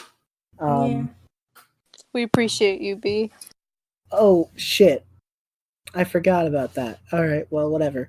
I forgot that Finn would have had advantage on her sword swings because Calem provided help. Well, I can roll again if you'd like me to. Yeah, roll again for that second attack. God. You sound so sad and it makes It's me not even sad. sad. It's not sad. It's just like, oh my god. I'm just watching the numbers of this creature go down. I'm just like, how many of the things that I wrote for this monster will I actually get to do? Life of a DM. I feel Yeah, that was 17 right there. That's another hit, yeah. Oh. No, it's fine. It's a-okay. I'm just like, I gotta plan this creature's next attack to be like, how do I show it off? Okay, that wasn't like 2, so that was like 6, okay, and then I got the extra D6. Okay, alright, we good. That was a 1. So you can 7. Jeez, so that's it. Okay. Yeah, no, you just, Finley comes in, hits it twice, and just, manages to like bring it a little bit lower. Then Sari bolts it with electricity, pushing it back 5 feet, almost like directly into Malvern, but he has the to like take 2 steps to the right. Calem's turn is up again. And I think Calem is going to ice knife the necromancer, and the necromancer is going to counterspell him, and Calem's just like, that's my thing. Oh, actually, sorry. I need to correct that. It was the Sphinx that counterspelled Calem's attack on the necromancer. Yeah. And Calem's just like, but that's bullshit. It is the Sphinx's turn now, and it is going. I didn't get to go. Oh yeah, you are. Are you before it? I don't remember. Oh, I'll believe you. Yeah, I think you may have been before. Sorry. Oh, you're right. I'm just. Yeah, go for it. Technically, everybody's after me. Thanks, Livy. Sure.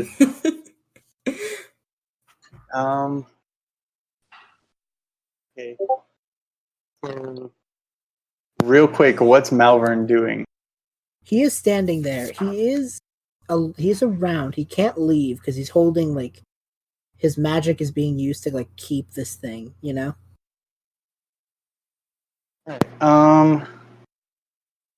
I'm gonna use Eldritch Blast, and I'm gonna send 1 beam at the Necromancer, 1 beam at the.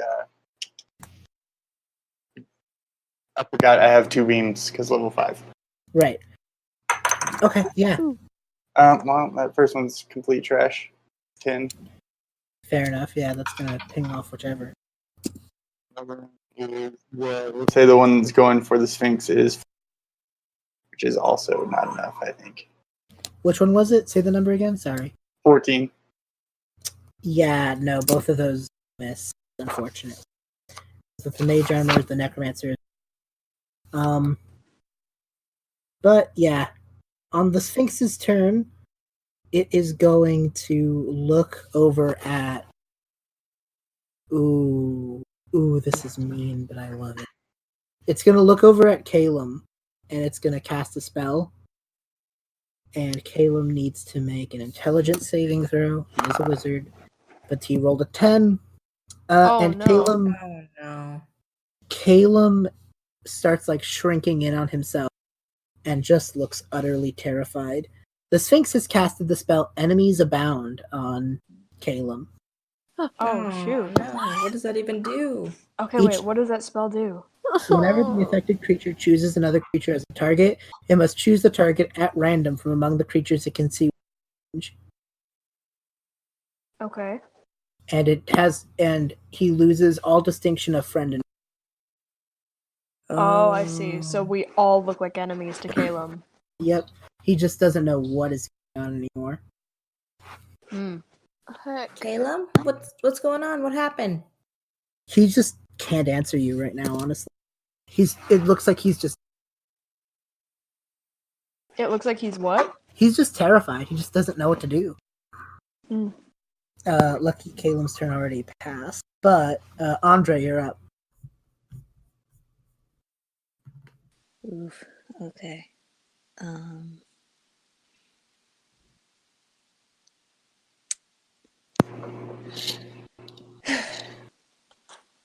Let me see.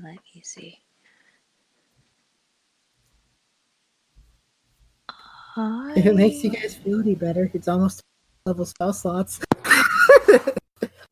Cool.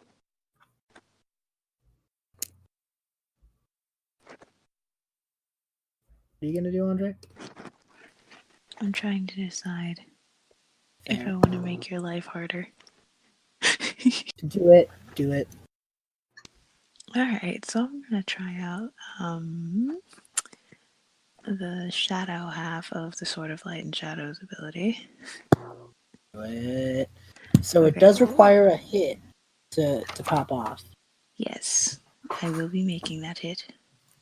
Okay. Digging the confidence.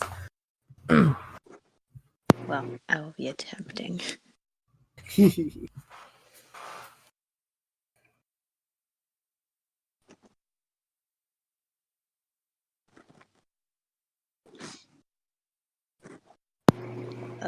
Okay, so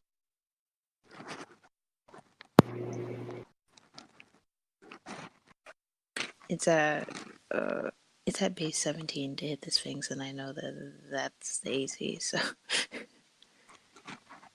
Okay, so yeah, that definitely hits. So, and oh god, you are still within 5 feet of foe, so that's another thing. B, you do know it's okay to say no to sneak attack, right? I do, but I also realize you're in a with like literally all your allies like not far away, and I don't have an actual map, so I can't disprove the argument that you're within range. Fair. Okay. Alright. Alrighty. Meanwhile, I roll for the shadow creation. Did get a 1 on initiative. So after Finn. I always forget damage for light and shadow because I for some reason did not write it down. It is yours is a rapier, but because it's of its being a badass thing, it's 2d8 plus your dex. Okay. Yeah. I thought it was 2d8. Yeah. Alright. And it's necrotic damage, which doesn't matter. It's whatever. Alright, so that is a 1 and a 7 plus 8. 4. 12. And now I gotta do sneak attack. Jesus.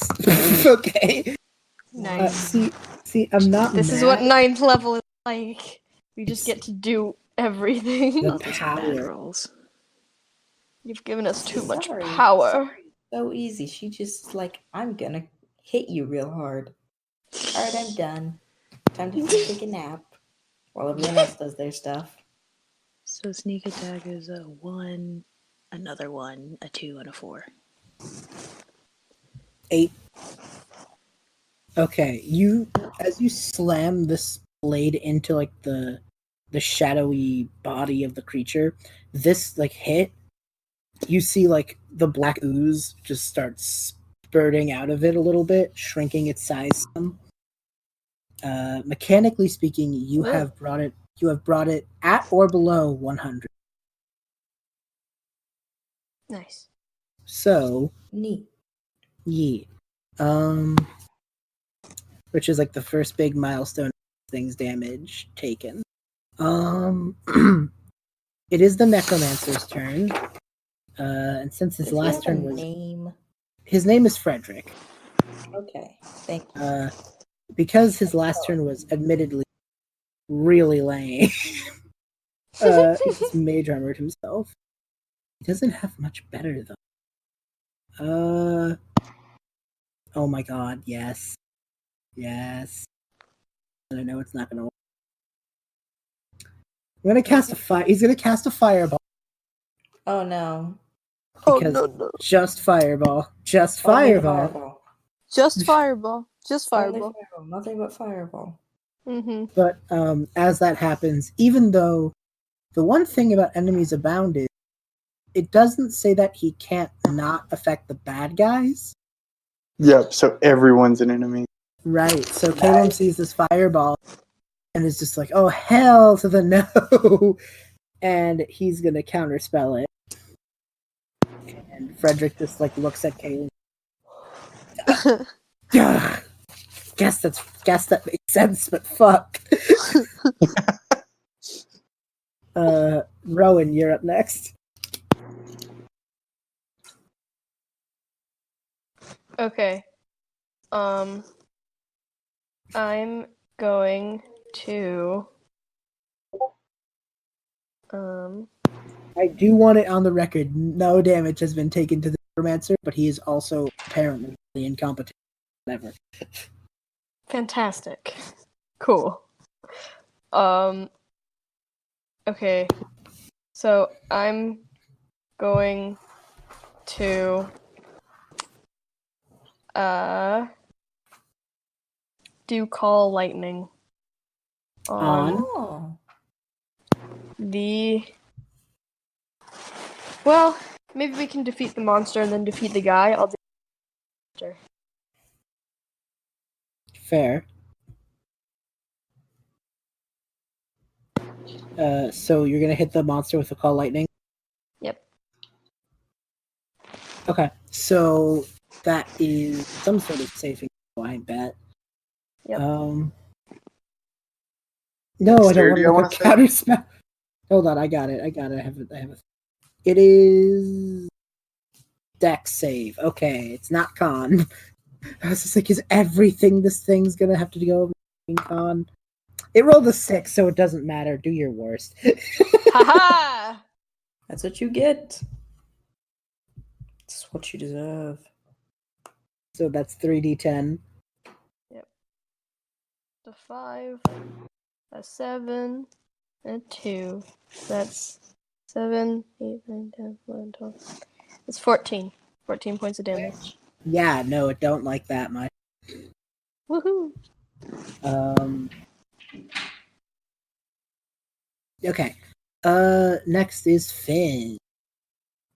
Okay, so this is a little ambitious. I dig it. I'll run it by you first.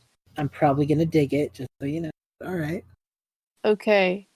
I would like to try to cast Reduce on the Sphinx boy. Sphinx boy. Okay. Why? It's 'cause it has disadvantage on strength checks and strength saving throws. And Nice. it says the target's it doesn't have weapons, so I don't know. It says the target's weapons also shrink to match its new size. While these weapons are reduced, the target's attacks with them deal 1d4 less damage. Oh, fuck. Yeah, okay. I think there's a saving throw involved for me. So which one is that? Let me do a check. While you do that, I need to check something too. I just realized this thing took a fuck ton of damage. I just remember that Enemies Abound is in fact a concentration spell. Oh. So I need to roll for that, but I can't remember. I rolled a 4 anyway, so Calem's Enemies Abound is so. And that saving throw turns out to be Constitution.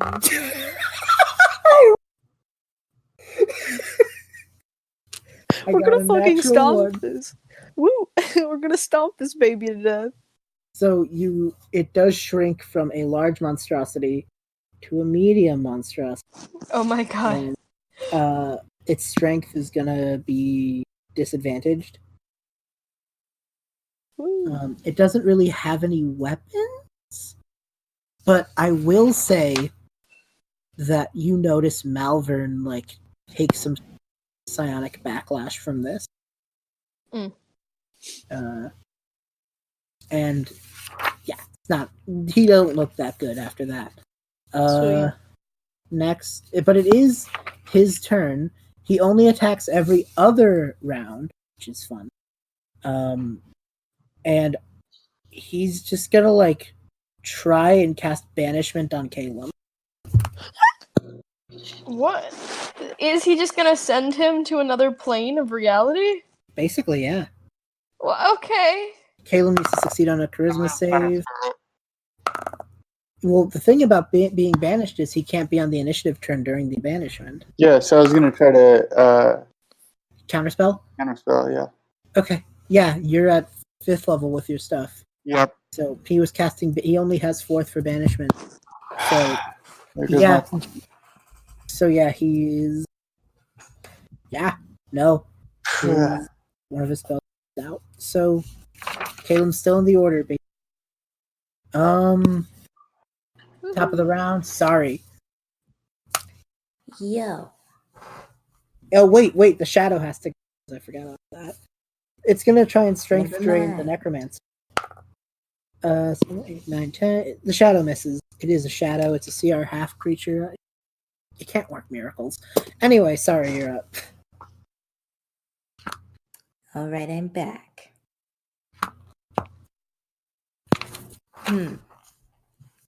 She's gonna go for the necromancer.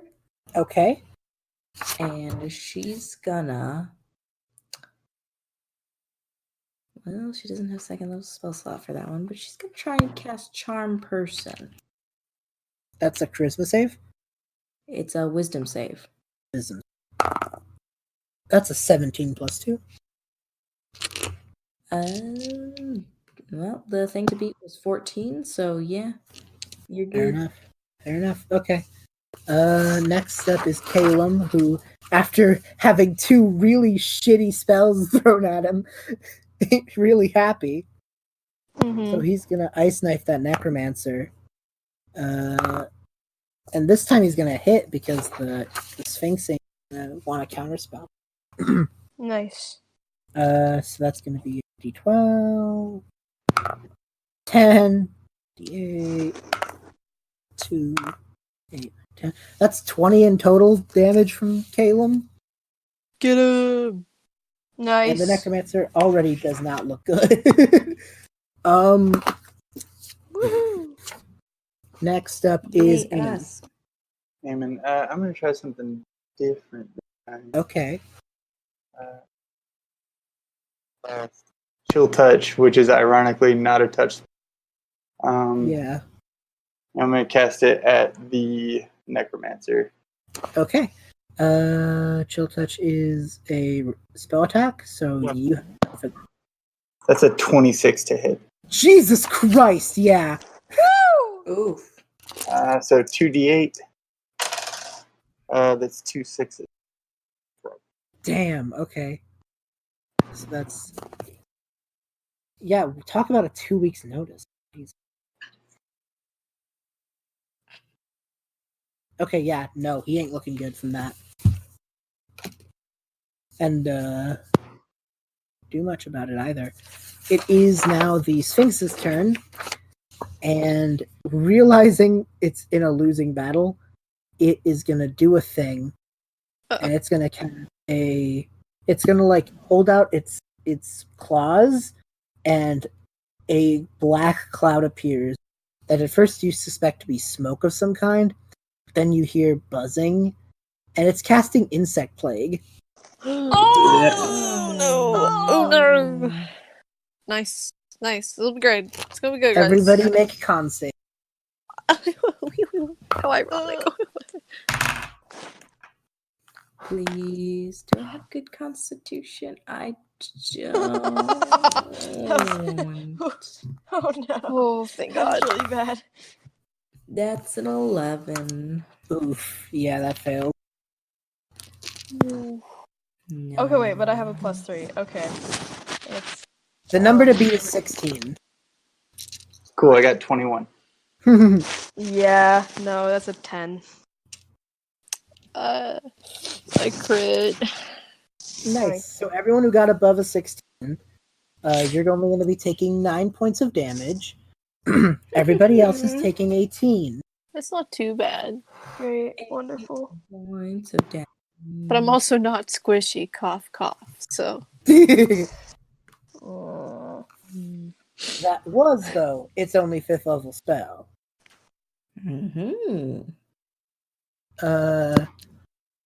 It's now going to use a legendary action to cast another spell. And it's going to cast... well, I think it's... No, it's not a third. Okay, it's going to try something. It's going to cast the spell Life Transference.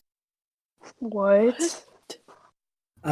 So it's going to do to itself 13 points of damage to itself. Yeah, neat. And it's going to give the Necromancer 13 points of health. Oh, nice. Neat. fear. So that was its legendary action. And we are back to Andrei.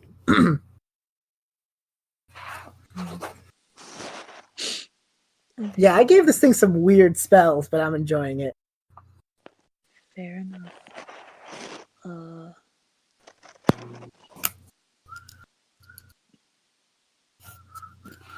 I'm just gonna say she just swings light and shadow. Probably, I guess. Alright, roll to hit. Yeah. Alright.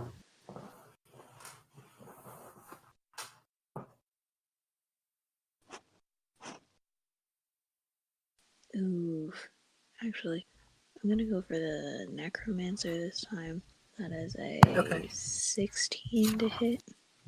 That is a hit. Ah, yes. Okay. And this guy's not used to being hit with anything other than magic, so I don't think he's enjoying this. Oof. I mean, I wouldn't enjoy it either. 4 and 2 for the damage rolls. Okay. So it's not great. But plus the 4. It's not great, so but it's not terrible. Yeah, that's 12. Okay. Give me a moment.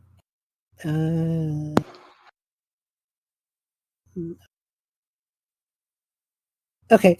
Ha ha ha. He's at the sex number of hit points. Anyway, Andrei, make a dexterity saving throw.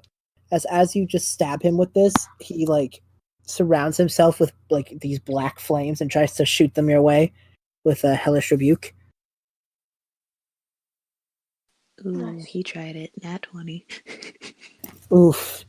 And because you have evasive means, it does jack and shit. So rogues are fun. Oh, I love rogue. um, it is now the necromancer's turn. He's not happy. What spells does he have left? Not much. He does have one, and it's not fun, but it is one that exists. He's gonna cast Scorching Ray. No. And it's gonna be one at Andrei, one at Calem, and one at Aemon. Nice. And considering he rolled an 8, 4, and 3, Jesus! I am rolling absolute crap tonight. Okay. Yeah, all 3 of those are gonna miss. Assumedly. He has a +6 to hit, but even at best, that would be an 13 to hit. So no, he's just gonna miss everybody. I feel like the bad rolls can actually be explained. I feel like Malvern is the one controlling this thing, right? Oh no, the Scorching Rays came from the Necromancer, dude. Oh, then I have no way to explain it. He's just a bad wizard. He just sucks. It's your turn, Rowan. Okay.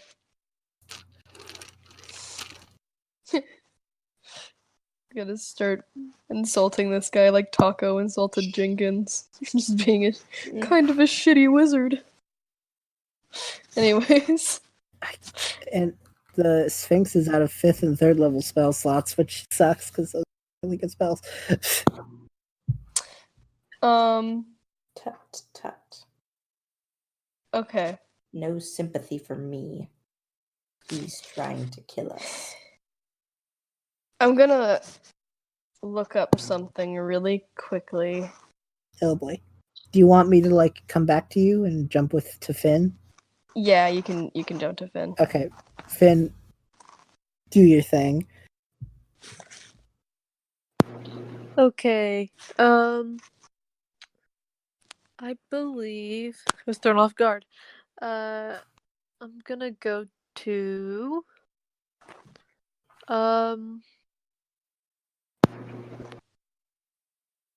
yeah, I'm gonna go to the necromancer. Okay. The shitty wizard. Yeah, the shitty wizard. I'm gonna go to him, and I'm going to first. I'm gonna summon my hexblade for aesthetics. Nice. And then I'm gonna, beat the shit out of him. Do it. Fair. Do it. He's at the sex number of hit. Okay, that's good. That was hold on. It's natural 18 plus hold on. Plus, that hits. Yeah. Okay. And then that would be 9 right there, and then I'll. Okay. He's down to 60. I'll hit again. Rip the sex number. Crit! Oh my god. Of course. Oh god, do it. Do it. I'm so Nice. excited. Oh shoot, I almost fell off the bed. I caught it. This is hilarious. Do you do it by doubling the damage dice, or do I roll the? Double the dice. Okay, and that would be 10 plus 3. Yeah. So okay. So another 13. Yeah. Okay. Ooh, fuck! He's beyond bloodied. He's not looking good from that. I just love this image though of Andrei running up and stabbing him, and he fails 2 spells in retaliation. Then Finn's just like, F that S, and just fucking wrecks his whole shop. Hey, she decided to go apeshit. She decided to go apeshit. Fantastic. The shadow is gonna swing at Frederick too. Oh my god, the shadow hit. Even Andrei's shadow creature. Frederick, you just suck at being a wizard. I'm sorry, man. I almost feel bad. He's gonna take 9 damage, He talked And a lot of his- shit for sucking this bad. and his strength score is gonna be reduced by 4. So he was already at a 10. Oh my god. Baby. Poor, He's at like a poor minus baby. 2. He's at like a -1 to his strength now. Oh my god. I think Malvern's even just looking at this guy like, why are you the boss of me? Like, I could like punch you and knock you out, probably. I could totally kill you. So the shadow's gonna keep leeching on Frederick because his strength score is at a 7, and if it gets to 0, this man just fucking dies. Oh my god. Anyway, back to the top of the order. I almost Sorry. feel bad though. Like I kind of don't want to kill Frederick. I just want to like knock him out. I can arrange that. What is the behemoth shadow strength? Oh, it's an 18. Yeah, I would take a long leech that thing to death. I'm looking for the cool thing I can do. Ah, there it is.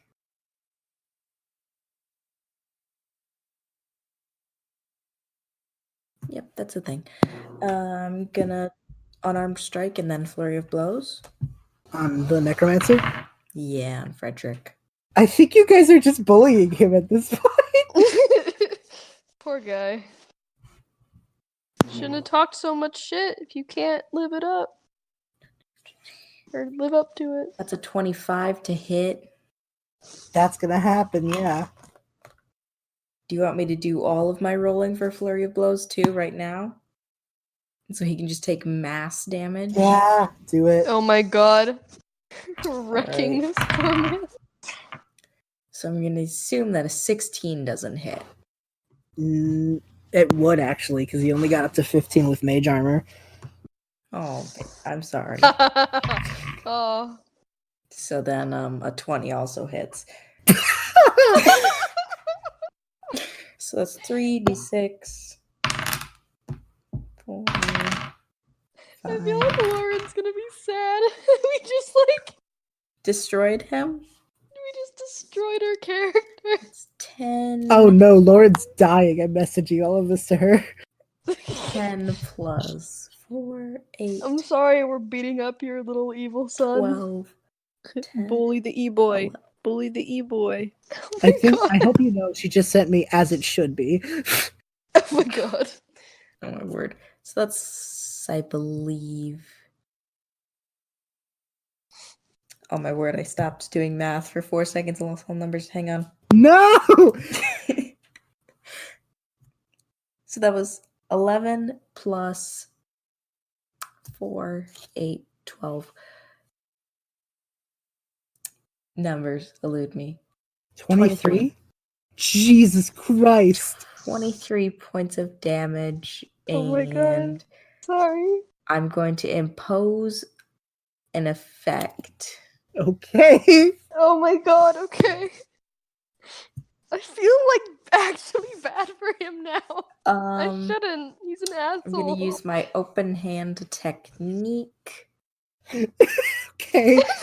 Bitch slap him until he dies. Make a strength saving throw. Okay. Against your Oh, you mean the ultimate thing he has a bitch slap. -1 to? Yeah, sure. That's a 7! No, sorry, that's a 5. I love. Okay, wait. So you said that this was open hand. I love the Literally image. I love the image of Sari going up to him and just being like, "No," and then just bitch slapping him across the face so hard that he like passes out. He now cannot take reactions until the end of my next turn. Meaning he cannot counterspell, thus rendering his entire character useless. That's so funny. You bitch slapped him so hard he can't do anything anymore. He's just sitting there with like a single tear. In the arms.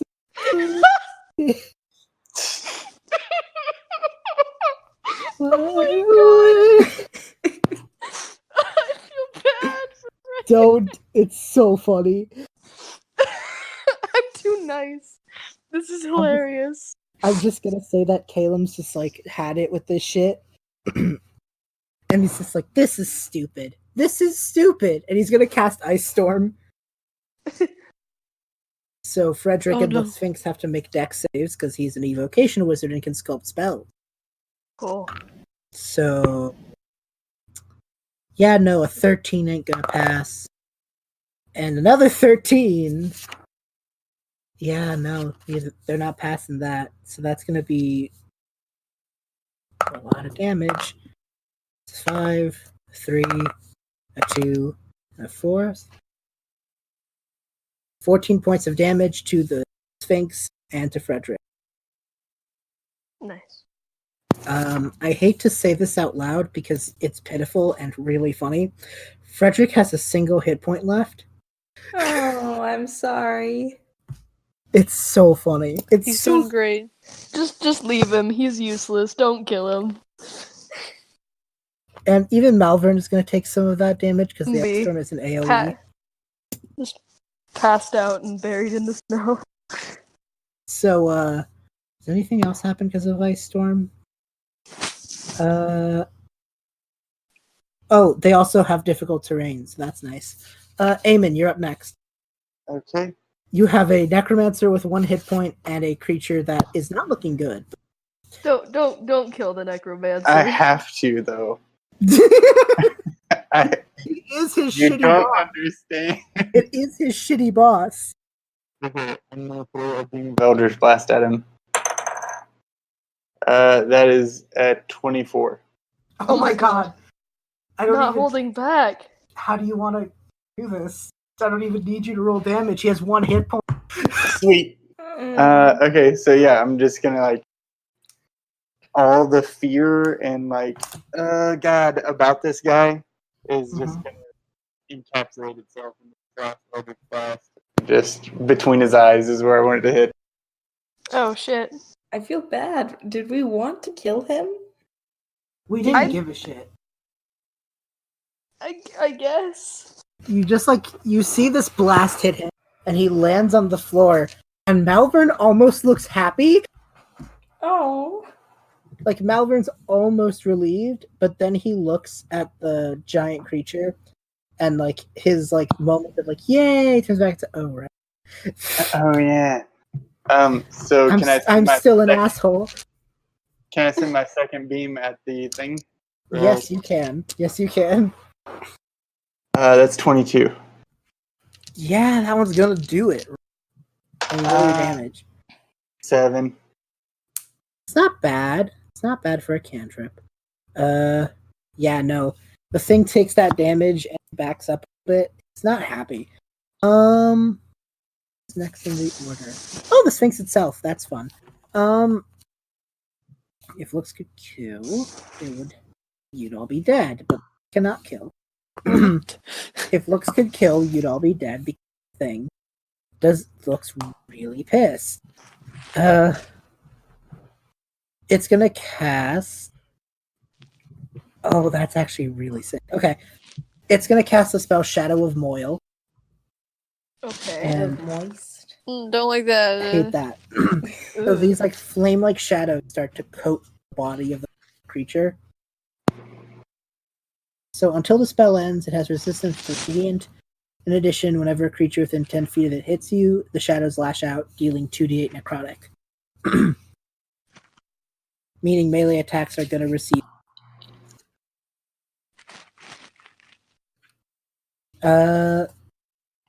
Let's see. Speaking of, Andrei, you're up.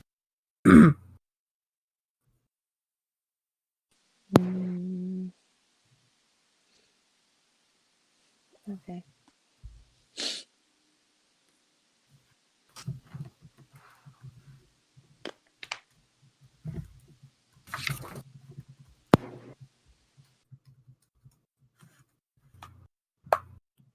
Meh. Just rolling your damage dice.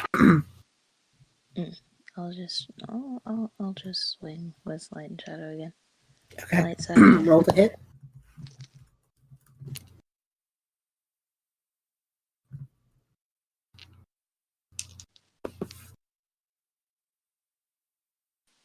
19? Yeah, that hits. Mm-hmm. You are going to take the Shadow of Moyle Backlash, though. Right, yeah. That's going to be 10 points of necrotic to you. Gotcha. Well, I'm doing... Let me see. 7... Roll again, stupid dice. And do 9... 13... Radiant to him. Hit. 13. You're hitting with the light side? Yeah. Okay, so that's going to be... Okay, I have noted that. Yes. Okay. Okay, next up would have been Frederick, but he's a failure. Rowan, you're up next. Okay. I'm going to use polymorph. Oh wait, Malvern. This is the part where Malvern, so he's going to use it to cast invisibility. Oh, Malvern cast invisibility on him? Yeah, he's hiding now. Pussy! No. Okay. I'm gonna cast polymorph on Aemon, and I'm gonna make it real. Like what are we talking here? Like small, like, can I make it like cat sized? You can certainly try. Polymorph is a wisdom saving throw. Okay, I will say though, this is a concentration spell.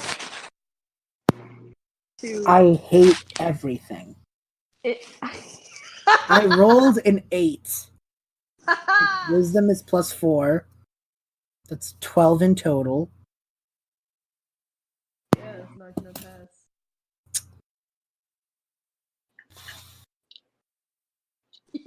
So it's now cat sized.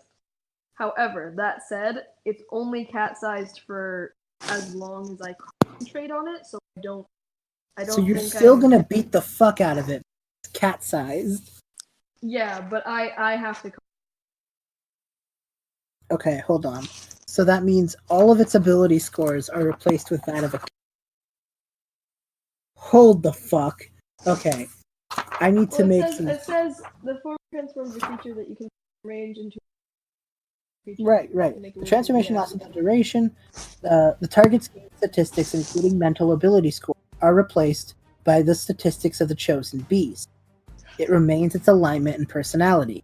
Meaning, I need to toss the custom stat block I made to the side and pull up my monster manual, grab the stats of a panther, and say go.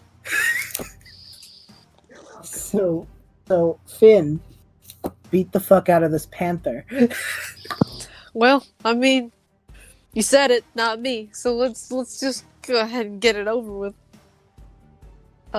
This is hilarious. It has lost all of its spells. It's lost all of its abilities. It is Panther now, which is a CR 1/4 creature, and I hate everything. That one is a 16 to hit. That hits because this is a Panther. Okay. 11 points of damage. Okay. And then second attack. Not as good at all, but it's also like Panther. 14, I think. That hits. Okay. This thing's AC is 12. Oh. 3 plus 3. Say no more, it's dead. Oh. This thing had 13 hit points. Your first attack did 11. How do you want to do this? Doesn't it just turn back? Huh? Doesn't it just turn back? I don't think it does. Hold on. Let me look. I don't. That'd be funny if it did. Wouldn't that be just the last? The transformation lasts for the duration, or until the target drops to 0 hit points and dies. It's not wild shape. It will still be at 0 hit points. Oh, nice. Oh boy. So how big? So is it literally the size of a cat? Is this It's just a panther now. okay? Like at this point, Finley just fucking tackles it. Finn, you tackle this thing, and as it like takes that damage, it grows back to this full-on monstrous size, you know. And Oh boy! And you're tackling it, but it has lost like all of its strength, you know. So as you just push this thing into the floor, it like the shadows just start spreading out over and over, and swirling up into the air, shrinking this thing down, and you just like keep sliding it on this marble, you know. You're just not letting up, and I think start this stabbing thing, like, it too. yeah, like Finn, you just plunge it in. More of the shadow just leaks out, and like your guard training comes in, and the stories you know come in, just brutalize this monster. And like the rest of the Night Council just watches you go apeshit. Rowan's actually like, oh shit. Until there's like nothing left. There's just like the wispy, hollow shadow. Afterwards, she wipes off her hands. She's like, that was a little bit easier than I thought it would be. At that, you hear the sounds of a just, and Malvern appears, his invisibility spell gone and very like dazed from the loss of the creature. He doesn't look like, he's not like dead, but he does look like he wants to throw up. Oh no. Like he looks very dizzy. You good, buddy? He just like looks at you all, can't even muster a word, knocks himself, falls to the just. Oh no. So you beat Malvern, turned his order behemoth into a fucking cat. Woo! And Damn. God only knows what the Frederick. Rest in peace, Frederick. What are you guys doing? Like, do you call Aletta back in? Like, is your guys' process? I think for a second, Rowan kind of stands there with these two men, one who she's pretty sure is either dead or very close to dead, and another one who's just like not looking good. And she just kind of is like, I don't even really know what to do. I guess if someone wants to call Aletta back in, and I mean, I think the best thing to do would be to have like whoever can come in to arrest these guys, basically. Yeah, I think the investigators, Aletta and Althea Senior, cuff Malvern, you know, and start like walking him away. And I think Rika and me purposely don't come back into the room, you know. Oh yeah, I mean yeah. As you guys are like recovering from that, which, I mean, at the end was kind of funny, but admittedly, you guys did take damage from all. Yeah. Would it have lost Shadow of Oil? It would have, because it just turned into a cat. I think all of you guys are like kind of breathing heavy, getting your bearings. And Calem just looks over at Aemon and just goes, "Dude!" Aemon is just like doubled over, dry heaving. Oh no! Why? That was badass. Is he okay? Why? Because he killed a dude? Yeah, that's a thing that happened there. Yeah, we won. That guy, yeah. Yeah. I mean, Andrei, you feeling all right? I know you took that damage when you swung in at the end.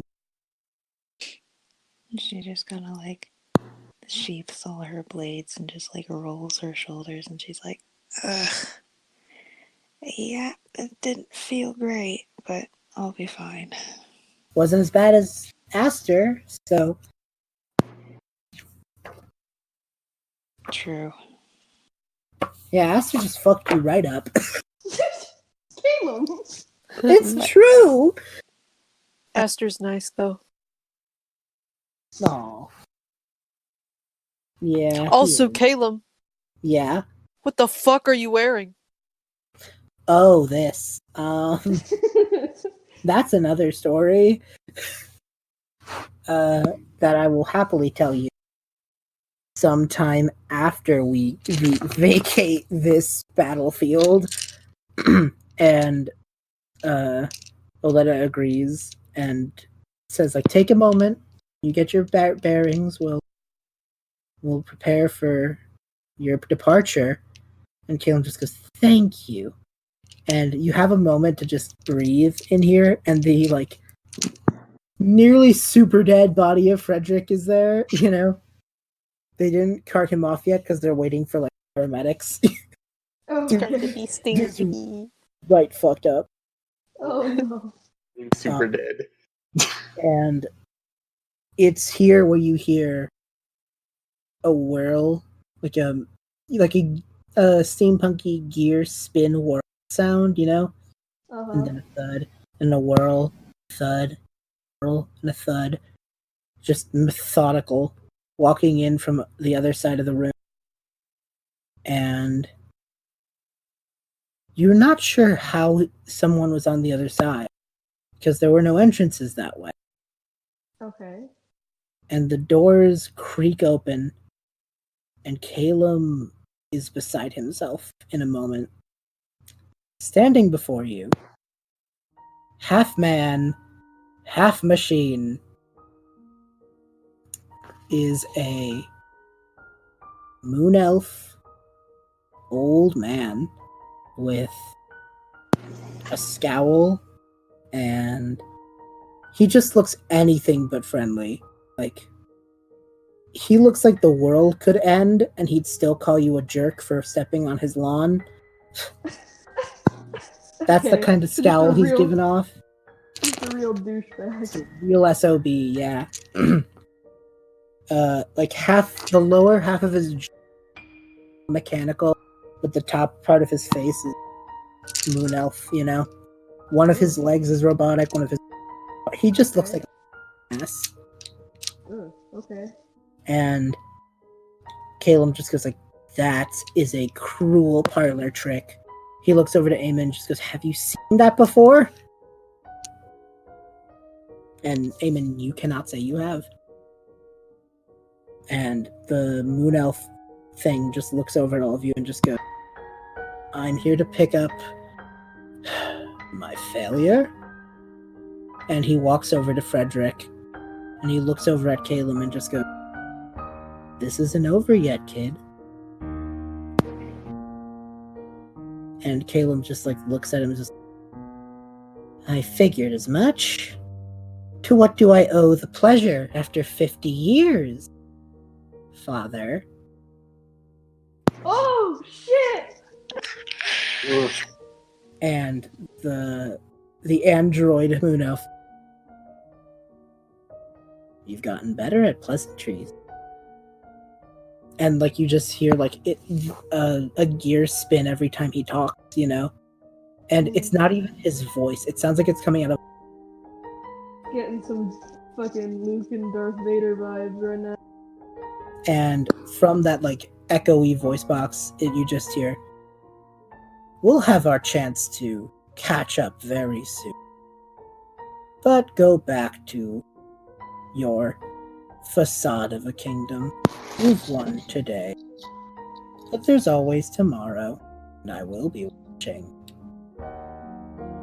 And Calem just goes, so, this is what's become of you, huh? And it just like looks at Calem and just goes, I could say the same about you. You had so much potential.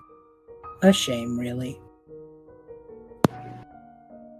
And Calem doesn't really know what to say to that, and he grabs Frederick's corpse and snaps its mechanical fingers, and another orb appears in its hands, and it just looks at Calem and just goes, "The time will come for me to exact my punishment very soon. But until then, goodbye." And they leave.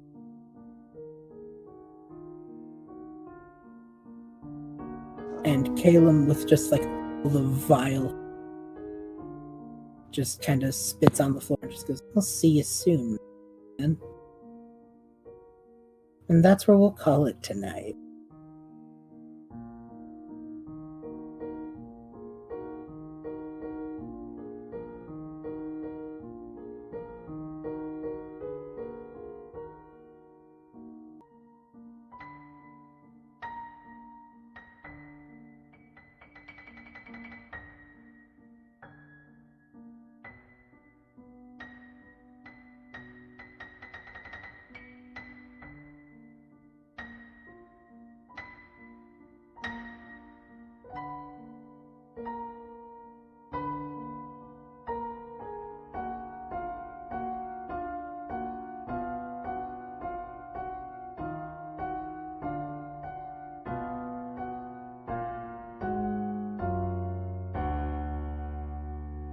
Well, fools managed to do it.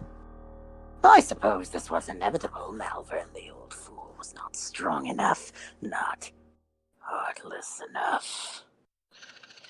Sylum is truly no huge loss. The necromancer, however, proves an annoying hindrance. Without that necromantic power, some of my plans may have to be pushed back. And what of the girl? She will be dealt with. She chose mortality. She chose love. Well, mortality has limit. Limit I can pluck at and break. She will be of no consequence.